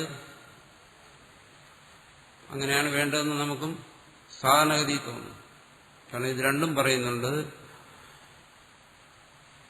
കർമ്മയോഗ ശ്രോതമായ കർമ്മങ്ങളും അനുഷ്ഠിച്ച് അതോടൊപ്പം തന്നെ ശ്രവണ മനനാദികൾ ചെയ്ത ആത്മജ്ഞാനവും നേടി മോക്ഷം നേടുക. അതാണല്ലോ ശരിക്കും ഇവിടെ പറയുന്നത്. അത് രണ്ടും സാധ്യമല്ല ഒരുമിച്ച് എന്നാണ് ഭാഷ്യകാരൻ പറയുന്നത്. ഒരേ സമയം ഇത് രണ്ടും അനുഷ്ഠിക്കാൻ സാധ്യമല്ല എന്നാണ്. എന്തുകൊണ്ടത് വിശദീകരിക്കുന്നു? ഹിംസാദിയുക്തത്വാദ് വൈദികം കർമ്മ അധർമായ ഇതി ഈമവ്യാശങ്ക ന കാര്യ. ഇവിടെ ഒരു സംശയം വരാം. വൈദികമായ ധർമ്മങ്ങൾ, യാഗാദി പ്രവൃത്തികൾ, അതെങ്ങനെ ധർമ്മമാവും? അധർമ്മമാണല്ലോ. എന്തുകൊണ്ട്? അതിന് ഹിംസ വരുന്നുണ്ട്. ആടിനെയും മറ്റും ബലി കൊടുക്കുന്നുണ്ട്. പ്രാണികളെ കൊല്ലുന്നു, അത് ഹിംസയാണല്ലോ. അതുപോലെ ഇവിടെ പറയാൻ പോകുന്ന യുദ്ധം, അവിടെ ചെറിയൊരു ഹിംസയോ, യാഗത്തിന്റെ ഒരു ഭാഗത്തിൽ ഒരു പ്രാണിയെ ബലി കൊടുക്കുന്നതേ ഉള്ളൂ. അതിൽ തന്നെ രണ്ടു പക്ഷമുണ്ട്. വാസ്തവത്തിൽ അവിടെ പ്രാണികളെ കൊല്ലുന്നില്ല. പശുവാലംബനമെന്നും മറ്റും പറഞ്ഞു കഴിഞ്ഞാൽ അതിനെ കൊല്ലുകയല്ല, അതിനെ മന്ത്രോച്ചാരണത്തോടുകൂടി സ്പർശിക്കുകയാണ് എന്നിട്ടും വ്യാഖ്യാനിക്കുന്നുണ്ട്. ആ പക്ഷം അനുസരിച്ചല്ല, കൊല്ലുന്നു എന്നുള്ള പക്ഷം അനുസരിച്ചാണ് ഇവിടെ പൂർവക്ഷി പറയുന്നത്. യാഗത്തിൽ ഹിംസയുണ്ട്, ആട്ടിനെ അവിടെ കൊല്ലുന്നുണ്ട്. അത് അധർമ്മമാണല്ലോ. അതും അധർമ്മമാണെങ്കിൽ ഈ ക്ഷത്രിയൻ ചെയ്യുന്ന യുദ്ധം അത് എത്രയോ വലിയ ഹിംസയാണ്. എത്രയോ പേരെ കൊല്ലുന്നു, അത് അതിനും വലിയ അധർമ്മമാണ്. പാപഫലത്തെ, പാപജന്മത്തെ ഉണ്ടാക്കുമെന്നോ ഇത് സ്വാഭാവികമായിട്ട് ആരും ചിന്തിക്കുന്ന കാര്യമാണ്. പറയുന്നു ശരിയല്ല. ഹിംസാദിയുക്തത്വ, ഹിംസയും മറ്റും കൂടിയതുകൊണ്ട് വൈദികം കർമ്മ അധർമായ, വൈദികമായ കർമ്മങ്ങളെല്ലാം അധർമ്മത്തെ ഉളവാക്കുന്നതാണ്. ഇത് ഇയം അഭ്യാശങ്ക നാകാര്യം, അങ്ങനെ ശങ്കിക്കേണ്ട കാര്യമില്ല. വൈദികന്മാരുടെ അഭിപ്രായമനുസരിച്ച് വൈദിക കർമ്മത്തിൽ ഹിംസയില്ല. അവിടെ ആടിനെ കൊല്ലുന്നുണ്ട്, പക്ഷെ അവിടെ ഹിംസ ഇല്ല. അതുപോലെ കഥം ക്ഷാത്രം കർമ്മ യുദ്ധലക്ഷണം ഗുരു ഭ്രാതൃ പുത്രാദീൻ ഹിംസാലക്ഷണം അത്യന്ത ക്രൂരമപി സ്വധർമ്മ ഇത് കൃത്വ നാധർമായ. അതുപോലെ യുദ്ധമെന്ന് പറയുന്നത് എങ്ങനെയാണ്? അത് വളരെ ക്രൂരമായ ഒരു കർമ്മമാണെങ്കിലും അത് സ്വധർമ്മം ആയി അനുഷ്ഠിച്ചു കഴിഞ്ഞാൽ അതിൽ അധർമ്മമില്ല എന്നാണ്. അപ്പൊ യാഗത്തിൽ പ്രാണികളെ കൊല്ലുന്നുണ്ടെങ്കിലും അത് ധർമ്മമാണ്. അതുപോലെ യുദ്ധത്തിൽ അനേക ജീവന്മാരെ ഹിംസിക്കുന്നുണ്ടെങ്കിലും അത് ധർമ്മമാണ്, അധർമ്മമല്ല. യാഗം പോലെ തന്നെ അതും അധർമ്മമല്ല, ധർമ്മമാണ്. ഇത് രണ്ടും ധർമ്മമാണെന്നാണ് ധർമ്മശാസ്ത്രങ്ങൾ പറയുന്നത്. അങ്ങനെയാണ്, ഇത് ധർമ്മമാണ്. ക്ഷത്രിയൻ സ്വധർമ്മമായി യുദ്ധം ചെയ്യുമ്പോൾ അത് അധർമ്മമല്ല, ധർമ്മമാണ്. മറിച്ചോ അത് ചെയ്യാതിരുന്നാലാണ് പാപം എന്നാണ്. യാഗം വിധിക്കപ്പെട്ടവൻ ആർക്കാണോ വിധിച്ചിരിക്കുന്നത് അവൻ യാഗം ചെയ്യാതിരുന്നാൽ പാപമുണ്ട്. യുദ്ധം ആർക്കാണോ വിധിച്ചിരിക്കുന്നത് അവനത് ചെയ്യാതിരുന്നാൽ പാപമുണ്ട് എന്നാണ്. ഇവിടെ ഒരു സംശയമാണ്. സംശയം എന്താണ്? യാഗവും യുദ്ധവും ഹിംസയുള്ളതുകൊണ്ട് പാപമല്ലേ എന്നാണ്. അതിന് ധർമ്മശാസ്ത്രങ്ങളുടെ മറുപടിയാണ്, സിദ്ധാന്തിക്ക് കൂടി സ്വീകാര്യമായ ഒരു മറുപടിയാണ്. ഹിംസയുള്ളതുകൊണ്ട് അത് പാപമല്ല എന്നർത്ഥം. എന്ന് പറഞ്ഞാൽ യാഗത്തിന് പുറത്ത് ഒരാടിനെ കൊന്നുകഴിഞ്ഞാൽ അത് പാപമാണ്. അതാണ് വൈദികന്മാർ പറയുന്നത്. യാഗത്തിനല്ലാതെ ഒരാടിനെ കൊന്നാൽ അതിന് പാപമുണ്ട്. പക്ഷെ യാഗത്തിന്റെ ഭാഗമായി അതിനെ കൊല്ലുന്നത് പാപമല്ല. എന്തുകൊണ്ട്? വിഹിതമായ കർമ്മം, വേദത്തിൽ വിധിച്ചിരിക്കുന്ന കർമ്മം അത് പുണ്യത്തെ ഉണ്ടാക്കും. വേദത്തിൽ നിഷേധിച്ചിരിക്കുന്ന കർമ്മം അത് പാപത്തെ ഉണ്ടാക്കും. അപ്പൊ ഹിംസയെ നിഷേധിച്ചിരിക്കുകയാണ്. നിഷേധിച്ചിരിക്കുന്നതുകൊണ്ട് ഹിംസ ചെയ്താൽ പാപം ഉണ്ടാവും. പക്ഷെ അതേ ഹിംസ തന്നെ എവിടെയെങ്കിലും വിധിച്ചിട്ടുണ്ടെങ്കിൽ ആ ഭാഗത്ത് പാപമില്ല, ബാക്കിയുള്ള ഭാഗത്ത് പാപം. അതാണ് വൈദികന്മാരുടെ പൂർവ്വമീമാംസകരുടെ മതം. അപ്പൊ യാഗം ഒഴികെയുള്ള ഭാഗങ്ങളിൽ ഹിംസിച്ചാൽ അതുകൊണ്ട് പാപമുണ്ട്. അപ്പൊ കൊല്ലുന്നത് പാപം എന്നുള്ള ഒരർത്ഥത്തിലല്ല അവർ പറയുന്നത്. അവർ പറയുന്നത് എന്താണ്? വിധിച്ചാൽ പാപമില്ല, നിഷേധിച്ചാൽ പാപം. ഇതാണ് പാപപുണ്യങ്ങൾക്ക് ഉപോത്ബലകമായി അവർ ചൂണ്ടിക്കാണിക്കുന്ന പ്രമാണം. എവിടെയാണോ വേദവിധിയുള്ളത് അത് ചിലപ്പോൾ കൊല്ലാനായിരിക്കും. അപ്പോൾ വിധി ഉള്ളിടത്ത് പാപമില്ല എന്നാണ്. എവിടെയാണോ നിഷേധമുള്ളത് ഏതായാലും ശരി അവിടെ പാപമുണ്ട്. അങ്ങനെ നോക്കുമ്പോൾ യുദ്ധം ക്ഷത്രിയന് സ്മൃതിയിൽ വിധിച്ചിരിക്കുന്നു. തസ്മാത് യുദ്ധസ്വ ഇവിടെ ഭഗവാൻ തന്നെ പറയുന്നു. അങ്ങനെ വിധിച്ചിരിക്കുന്നത് കൊണ്ട് അതില് അത് സ്വധർമ്മമായി അതിന് പാപമില്ല എന്നാണ്. അപ്പോൾ പാപപുണ്യങ്ങളെ സംബന്ധിച്ചുള്ള സാധാരണ ലൗകിക ദൃഷ്ടിയിലല്ല ഇത് പറയുന്നത്. ലൗകിക ദൃഷ്ടിയിലാണെങ്കിൽ ഒരു ചോദ്യം വരും, കൊല്ലുകയല്ലേ അപ്പോൾ പാപം വരത്തില്ലേ? അത് ഹിംസയല്ലേ, ഹിംസയ്ക്ക് പാപം ഇല്ലേ എന്നാണ്. ഇത് മീമാംസക ദൃഷ്ടിയിലാണ് ഇവിടെ പറയുന്നത്. അവർ പറയുന്നത് കൊല്ലുന്നത് പാപം തന്നെ. പക്ഷെ ആ കൊല വിധിച്ചിട്ടുള്ളതാണെങ്കിൽ അതിന് പാപമില്ല. മജിസ്ട്രേറ്റ് തൂക്കിക്കൊല്ലാൻ വിധിക്കുന്നു, അതിന് പാപമില്ല എന്നാണ്. പക്ഷെ തൂക്കിക്കൊല്ലാൻ വിധിച്ചവനോ അവൻ വേറൊരുവനെ കൊന്നു, അവന് പാപമുണ്ട്. പിന്നെ ശിക്ഷയാണ് അവനെ തൂക്കിക്കൊല്ലാൻ വിധിച്ചത്. അപ്പോൾ രണ്ടുപേരും കൊലയാണ് നടത്തുന്നത്. നമ്മൾ ലോകവ്യവഹാരത്തിലും അങ്ങനെയാണ്. ഒന്നിനെ നമ്മൾ കുറ്റമായി കാണുന്നു. മജിസ്ട്രേറ്റിനെ ആരും തൂക്കിക്കൊല്ലാറില്ല, അത് കുറ്റമല്ല. രണ്ടുപേരും ചെയ്യുന്നത് എന്താണോ? കൊലയാണ്. ആരാച്ചാര് ചെയ്യുന്നു കൊല തന്നെ. പക്ഷെ അയാളെയും തൂക്കിക്കൊല്ലത്തില്ല, മജിസ്ട്രേറ്റിനെയും തൂക്കിക്കൊല്ലത്തില്ല, കൊല ചെയ്തവനെ തൂക്കിക്കൊല്ലും. അപ്പൊ ലൗകിക നിയമത്തിലും അങ്ങനെയുണ്ട്. ശത്രു രാജ്യത്തെ ആക്രമിക്കാൻ വരുന്ന ശത്രുവിനെ എതിരിട്ട് കൊന്നുകഴിഞ്ഞാൽ അവന് ശിക്ഷയില്ല, അവന് കൊലക്കുറ്റത്തിന് അവനെ ശിക്ഷിക്കത്തില്ല. അവന് ചെയ്യുന്ന കൊലയാണ്, പക്ഷെ അവനെ കൊലക്കുറ്റത്തിന് ശിക്ഷിക്കാറില്ല. ലൗകിക ന്യായം അത് തന്നെ. മറിച്ച് അവന് പരമവീര ചക്രവും മറ്റും കൊടുത്ത് ആദരിക്കും. പക്ഷെ കൊലയ്ക്ക് അവിടെ എന്താണ്? വലിയ അംഗീകാരവും ആദരവും എല്ലാം കിട്ടുന്നത്. ലൗകിക ന്യായം. ഇതുപോലെ ന്യായമാണ് മീമാംസകരും പറയുന്നത്. വേദത്തിൽ വിധിച്ചിട്ടുള്ള അതിന്റെ ഒരംശമായി ഹിംസ വന്നു കഴിഞ്ഞാലും അത് ഹിംസയല്ല, അതുകൊണ്ട് പാപം ഉണ്ടാകുന്നില്ല. അതാണ് പറയുന്നത് ഹിംസാദിയുക്തത്വ. ഹിംസാദി ദോഷങ്ങളോട് കൂടിയതുകൊണ്ട് വൈദിക കർമ്മങ്ങൾ അധർമ്മായ, അതിൽ അധർമ്മം ഉണ്ടാകും. ഇയമപ്യാശങ്ക എന്ന കാര്യം ഇങ്ങനെയും ചിന്തിക്കരുത്. കഥം ക്ഷാത്രം കർമ്മ, ക്ഷത്രിയ ധർമ്മമായിരിക്കുന്ന കർമ്മം, യുദ്ധലക്ഷണം, യുദ്ധം, ഗുരു ഭ്രാതൃ പുത്രാദീൻ, ഗുരു സഹോദരൻ പുത്രൻ തുടങ്ങിയവരുടെ ഹിംസാലക്ഷണം, അവരെ കൊല്ലുകയാണ്. അത്യന്ത ക്രൂരമാണ്. എങ്കിലും സ്വധർമ്മ ഇതി കൃത്വ, സ്വധർമ്മമായി അനുഷ്ഠിച്ചു കഴിഞ്ഞാൽ നാധർമായ, അത് അധർമ്മത്തെ ഉണ്ടാക്കുന്നില്ല. മാത്രമല്ല തദാകരണേച്ച, ചെയ്യാതിരുന്നു കഴിഞ്ഞാലോ തദ സ്വധർമ്മം കീർത്തിം ച ഹിത്വാ പാപം അവാപ്സ്യസി. ചെയ്യാതിരുന്നു കഴിഞ്ഞാൽ സ്വധർമ്മം കീർത്തിം ച ഹിത്വാ, നീ സ്വധർമ്മത്തെ ത്യജിക്കുന്നു, കീർത്തിയെ ത്യജിക്കുന്നു, പാപം അവാപ്സ്യസി, സ്വധർമ്മം ചെയ്യാത്ത പാപവും നീ നേടുന്നു. ഇതി ബ്രുവത എന്നാണ് ഭഗവാൻ പറയുന്നത്. യുദ്ധം പോലും പാപമല്ല എന്ന് പറയുന്ന ഭഗവാന്റെ അഭിപ്രായത്തിൽ യാവജ്ജീവാദി ശ്രുതി ചോദിതാനാം പശ്വാദി ഹിംസാലക്ഷണാനാം ച കർമ്മണാം പ്രാഗേവനാധർമ്മത്വം. അതുകൊണ്ട് ഇത്രയും ക്രൂരമായ യുദ്ധം പോലും ചെയ്യാതിരുന്നു കഴിഞ്ഞാൽ പാപമാണെന്ന് പറയുന്ന ഈ സ്മാർത്ഥ വിധി അല്ലെങ്കിൽ ഭഗവാന്റെ വിധി എന്താണ്? യാഗത്തിലെ ഹിംസയെ അഹിംസയെന്നാണ് പറയുന്നതെന്നാണ്.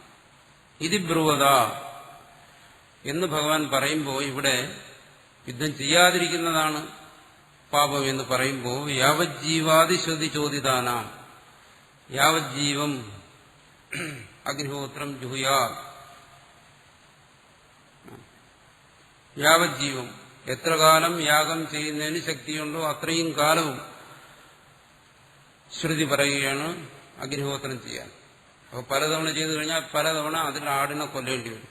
അങ്ങനെ കൊന്നുകഴിഞ്ഞാലും ശ്രുതി ചോദിതാനാം ശ്രുതി ചോദിതം ശ്രുതി വിധിച്ചത് ചോദന വിധി ശ്രുതി ചോദിതം ശ്രുതി വിധിച്ചത് വേദം വിധിച്ച പശുവാദി ഹിംസാലക്ഷണാനാം പശുവാദി ഹിംസകളോടുകൂടിയ പശു എന്ന് വെച്ചാൽ ആടാണ്. നമ്മൾ മലയാളത്തിൽ പറയുന്ന പശു. ആട്ടിനെയും മറ്റും കൊല്ലുന്നതായ കർമ്മണ ഈ വൈദിക കർമ്മങ്ങൾക്ക് പ്രാഗേവനാധർമ്മത്വം അധർമ്മത്വം എന്ന് പറഞ്ഞു കഴിഞ്ഞാൽ അതിൽ അധർമ്മം ഇല്ല എന്നുള്ള കാര്യം ചിന്തിക്കുക കൂടി വേണം. അതിൽ അധർമ്മമേ ഇല്ല, കൂടുതൽ വ്യക്തമാണെന്നർത്ഥം.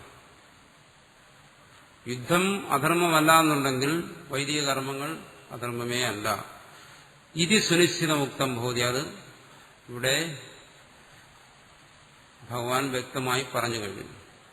അതായത് ഇവിടുത്തെ ഈ ചോദ്യത്തിന്റെ സന്ദർഭം എന്ത്? ജ്ഞാനത്തോടുകൂടി കർമ്മം അനുഷ്ഠിക്കണമോ എന്നുള്ളതാണ്. അങ്ങനെ അനുഷ്ഠിക്കുമ്പോൾ യുദ്ധം പോലെയുള്ള ക്രൂരമായ കർമ്മങ്ങൾ ഈ ജ്ഞാനത്തോടുകൂടി സ്മാർത്ഥ കർമ്മം അനുഷ്ഠിക്കാമോ? യാഗം പോലെയുള്ള ഹിംസായുക്തമായ കർമ്മങ്ങൾ ഈ ജ്ഞാനത്തോടുകൂടി അനുഷ്ഠിക്കാമോ? ഇതാണ് ചോദ്യം. അനുഷ്ഠിക്കണം എന്ന് പൂർവക്ഷി പറയുന്നു. യുദ്ധം എന്ന ക്രൂരകർമ്മവും യാഗം എന്ന ഹിംസായുക്തമായ കർമ്മവും തത്വജ്ഞാനത്തോടുകൂടി ആകാം. ശ്രൗതവും സ്മാർത്ഥവുമായ കർമ്മങ്ങൾ ദോഷമില്ല. ആ കർമ്മത്തിന് ദോഷമില്ല എന്ന് കാണിക്കാനാണ് ഇവിടെ പറഞ്ഞത്. ഒന്ന് സ്മാർത്ഥമായി വിധിച്ചിരിക്കുന്ന കർമ്മമാണ്, മറ്റൊന്ന് ശ്രൗതമായി വിധിച്ചിരിക്കുന്ന കർമ്മമാണ്. വിധിച്ചതുകൊണ്ട് തന്നെ ഇതിൽ ഹിംസാദോഷമില്ല. യുദ്ധം ക്ഷത്രിയന്റെ ധർമ്മമാണ്. അസ്വധർമ്മമായി അനുഷ്ഠിച്ചാൽ അതിൽ ഹിംസാദോഷമില്ല. യാഗത്തിൽ ഒഴിവാക്കാൻ വയ്യാത്ത ഭാഗമാണ് ആടിനെ കൊല്ലുക എന്നുള്ളത്. വിധിച്ചിരിക്കുന്നതുകൊണ്ട്, വേദത്തിൽ വിധിച്ചിരിക്കുന്നതുകൊണ്ട് അതിൽ പാപമില്ല. ഇത് പൂർവമീമാംസകരുടെ മതമാണ്. അതുകൊണ്ട് അത്തരം കർമ്മങ്ങൾ ജ്ഞാനത്തോടൊപ്പം അനുഷ്ഠിക്കാം എന്ന് പറയുന്നത് സിദ്ധാന്തിയല്ല, പൂർവപക്ഷമാണ്. സിദ്ധാന്തിയെ സംബന്ധിച്ചിടത്തോളം അതിലെന്താണ്? ഇത്തരം കർമ്മങ്ങൾ അനുഷ്ഠിക്കാം എന്നുള്ളതിനോട് സിദ്ധാന്തി യോജിക്കുന്നുണ്ട്. ഈ പറയുന്ന പശുവാദികളെ കൊല്ലുന്ന, അതായത് ആട്ടിനെയും മറ്റും കൊല്ലുന്ന യാഗമോ അല്ലെങ്കിൽ അതിക്രൂരമായ യുദ്ധമോ രണ്ടും ഒരാൾക്ക് അനുഷ്ഠിക്കാം. പക്ഷെ അത് ജ്ഞാനത്തിനോടുകൂടി ചേരത്തില്ല. ഈ ഒരു ഭാഗത്തിലെ സിദ്ധാന്തിക്ക് വിരോധമുള്ളൂ. അപ്പോൾ ഈ കർമ്മങ്ങൾ അനുഷ്ഠിച്ചു കഴിഞ്ഞാൽ അതിൽ കാമനയോടുകൂടി കർമ്മങ്ങൾ അനുഷ്ഠിച്ചു കഴിഞ്ഞാൽ, കാരണം വേദത്തിൽ വിധിച്ചതായതുകൊണ്ട്, സ്മൃതിയിൽ വിധിച്ചതായതുകൊണ്ട് ഇത്തരം കർമ്മങ്ങൾ ഒരാൾക്ക് ചെയ്യാം. കാമനയോടുകൂടി ചെയ്യേണ്ടി വരുന്ന കർമ്മങ്ങൾ കാമനയോടുകൂടി ചെയ്തു കഴിഞ്ഞാൽ അത് ഫലത്തെ ഉണ്ടാക്കും, സംസാരത്തെ ഉണ്ടാക്കും, മോക്ഷത്തിന് ഉപകരിക്കത്തില്ല. ഇത് ചെയ്യാൻ പാടില്ല എന്ന് സിദ്ധാന്തി പറയത്തില്ല.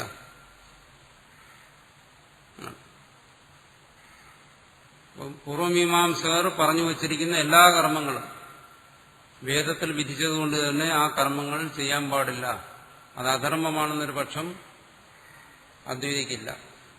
കർമ്മങ്ങളെല്ലാം അനുഷ്ഠിക്കാം.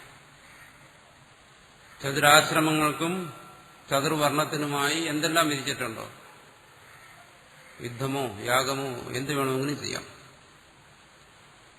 പക്ഷേ മോക്ഷത്തിന് ഉപകരിക്കില്ല എന്നുള്ള ഭാഗത്താണ് സിദ്ധാന്തി നിൽക്കുന്നത്.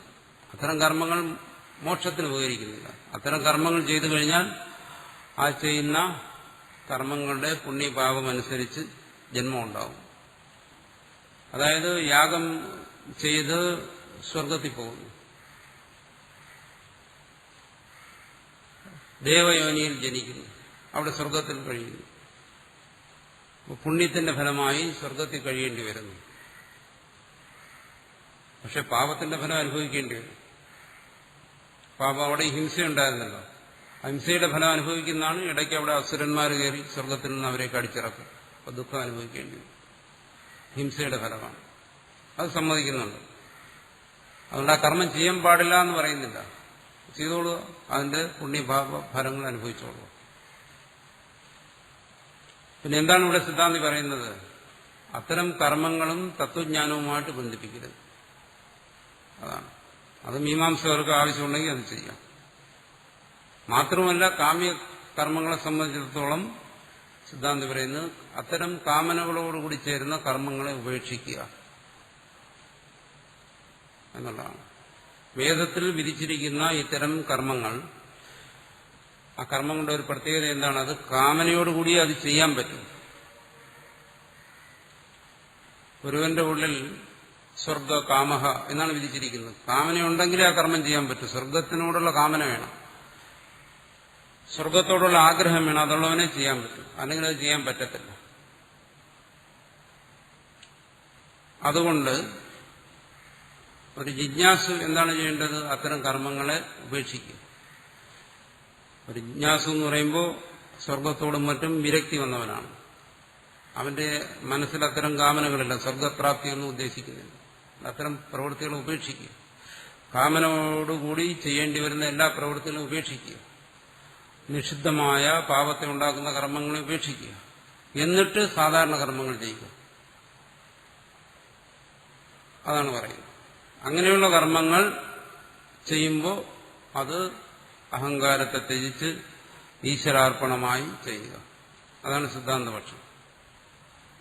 അതുകൊണ്ട് കർമ്മയോഗി എന്ന് പറയുമ്പോൾ ഇത്തരം കർമ്മങ്ങളെ ത്യജിച്ചിട്ട് സാധാരണമായ ലൗകികമായ കർമ്മങ്ങളെ ചെയ്യുന്നവനാണ് കർമ്മയോഗി.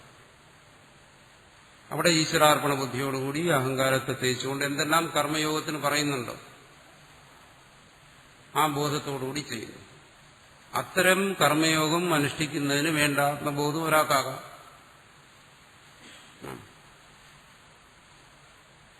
അങ്ങനെ ചെയ്യുക എന്നുള്ളതാണ്. അതായത് ഈ പറയുന്ന ഹിംസായുക്തമായ കർമ്മങ്ങൾ ചെയ്യുന്നവനും ആത്മബോധമുണ്ട്. അവനും ആത്മബോധത്തോടു കൂടിയാണ് ചെയ്യുന്നത്. മുമ്പ് നമ്മൾ ചർച്ച ചെയ്തിട്ടുള്ള ആത്മാവിനെ കുറിച്ച് അവനും അറിയാം. പക്ഷെ അവന്റെ ആത്മബോധം ബന്ധനത്തിനെ ഉപകരിക്കുന്നുള്ളൂ, മോക്ഷത്തിന് ഉപകരിക്കുന്നില്ല. എന്തുകൊണ്ട്? അവന്റെ ആത്മബോധം ശരിയായ ശുദ്ധമായ ആത്മബോധമല്ല. അവൻ ആത്മാവിനെ താൻ ചെയ്യുന്നവനാണെന്നും കർമ്മത്തിന്റെ ഫലത്തെ അനുഭവിക്കുന്നവനാണെന്നും എല്ലാം ധരിച്ചിരിക്കുന്നു. അതുകൊണ്ട് ഒരു കർമ്മിയുടെ ആത്മബോധം അയാളെ മോക്ഷത്തിലേക്ക് നയിക്കുന്നില്ല. ആശയം ഒരു യോഗിയുടെ ആത്മബോധം എന്ത് ചെയ്യുന്നു? അയാളെ ജ്ഞാനത്തിലേക്ക് നയിക്കുന്നു. അപ്പോൾ കേവല കർമ്മി, ആത്മബോധമുണ്ട് പക്ഷെ ശരിയായ ആത്മബോധമില്ല, അയാൾ കർമ്മം ചെയ്യുന്നു. കേവല കർമ്മി എന്ന് പറയുന്നു. അയാൾ എന്ത് ചെയ്യുന്നു? സംസാരത്തിൽ തുടരുന്നു. കർമ്മയോഗി എന്ത് ചെയ്യുന്നു? അയാൾ വിഹിതമായ അത്തരം കർമ്മങ്ങൾ അനുഷ്ഠിക്കുന്നേയില്ല, അത് ഉപേക്ഷിച്ചു. സ്വർഗാദി ഫലത്തെ ഉണ്ടാക്കുന്ന കർമ്മങ്ങൾ ഉപേക്ഷിച്ചിട്ട് അയാൾ സാധാരണ കർമ്മങ്ങൾ ചെയ്യുന്നു.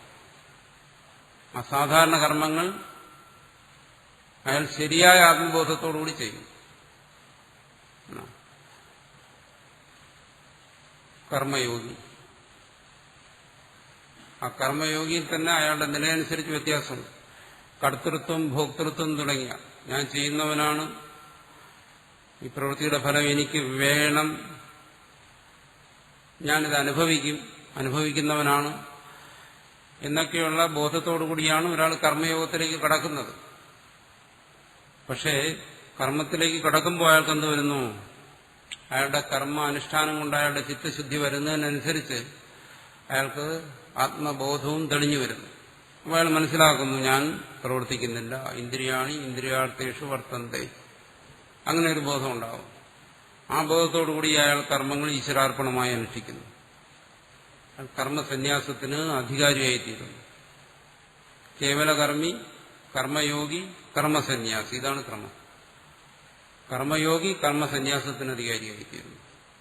ആ കർമ്മസന്യാസം രണ്ടു തരത്തിലുമാകും. ഒന്നിൽ ബാഹ്യമായി ത്യജിക്കുന്നു, അല്ലെങ്കിൽ ആന്തരികമായി ത്യജിക്കുന്നു. ബാഹ്യമായും ത്യജിക്കാം, അല്ല ബാഹ്യമായി ത്യജിക്കാതെ ആന്തരികമായും ത്യജിക്കാം.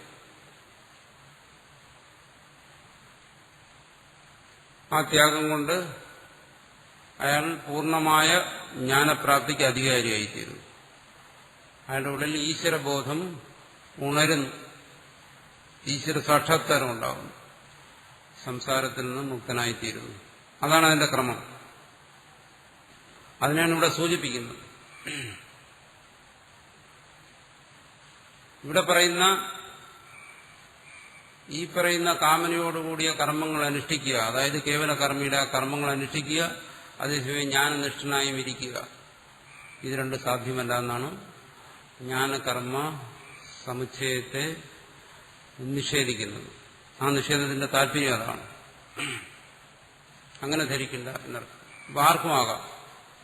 വേറൊരു തരത്തിൽ പറഞ്ഞു കഴിഞ്ഞാൽ ഒരാൾ ഉപനയനം ചെയ്ത് വേദ അഭ്യസിച്ച് ധർമ്മജിജ്ഞാസ, ധർമാധർമ്മങ്ങൾ എന്താണെന്ന് ഗ്രഹിച്ചു, ധർമാനുഷ്ഠാനത്തിനു വേണ്ടി ഗൃഹസ്ഥാശ്രമം സ്വീകരിച്ച് ഈ പറയുന്ന ശ്രൗതവും സ്മാർത്തവുമായിട്ടുള്ള ധർമ്മങ്ങളെല്ലാം അനുഷ്ഠിച്ച് ആ ധർമ്മങ്ങളെല്ലാം അനുഷ്ഠിച്ചുകൊണ്ടിരിക്കുക തന്നെ അയാൾ തത്വജ്ഞാനിയുമായി ഇരിക്കുക എന്ന് പറയുന്നത് സാധ്യമല്ല എന്നാണ്. അത് രണ്ടും ഒരുമിച്ച് സാധ്യമല്ല. ഗാർഹസ്ഥ്യവും സന്യാസവും അങ്ങനെ ഒരുമിച്ച് കൊണ്ടുപോകാൻ പറ്റത്തില്ല എന്നാണ്. അതിന് അത്തരം കാമ്യകർമ്മങ്ങളുടെ ത്യാഗം കൂടിയേ തീരും. ഗാർഹസ്ഥ്യത്തിന്റെ ത്യാഗം കൂടിയേ തീരുമെന്ന് വേറൊരു ഭാഷയിൽ പറയും. സന്യാസത്തിലേക്ക് വന്നേ പറ്റും. അത് വേറെ രീതിയിൽ ഭാഷ്യകാരൻ പറയും. അത് നമ്മൾ തുടർന്ന് വരുമ്പോൾ അവിടെ ചർച്ച ചെയ്യും. ഇവിടെ പറയുന്നത് എന്താണ്? വേദത്തിൽ വിധിച്ചിട്ടുള്ളതുകൊണ്ട് വൈദിക കർമ്മങ്ങൾ ഹിംസ ഉള്ളതല്ല. സ്മൃതിയിൽ വിധിച്ചിട്ടുള്ളതുകൊണ്ട് സ്വധർമ്മമായതുകൊണ്ട് യുദ്ധവും അധർമ്മമല്ല. അതുകൊണ്ട് അത്തരം കർമ്മങ്ങൾ അനുഷ്ഠിക്കുന്നതിൽ തെറ്റില്ല. അതിന് ജ്ഞാനത്തിനോട് അതനുഷ്ഠിക്കുന്നവൻ ബന്ധിപ്പിക്കാതിരുന്നാൽ മതി. അതാണ് പറഞ്ഞു വരുന്നത്.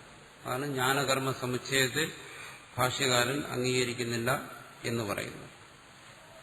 അതുകൊണ്ട് പശ്വാദി ഹിംസാലക്ഷണാനാം കർമ്മണാം പ്രാഗേവ അധർമ്മത്വമിതി സുനിശ്ചിതമുക്തം ഭവതി. ഇതൊന്നും അധർമ്മങ്ങളല്ല, ഇതെല്ലാം ധർമ്മം തന്നെയാണ് എന്നിവിടെ സമർത്ഥിച്ചുകൊണ്ടടുത്ത് ജ്ഞാനകർമ്മ സമുച്ചയത്തെ നിഷേധിക്കുന്നു. അത് നമ്മൾ അടുത്ത് ചർച്ച ചെയ്യും.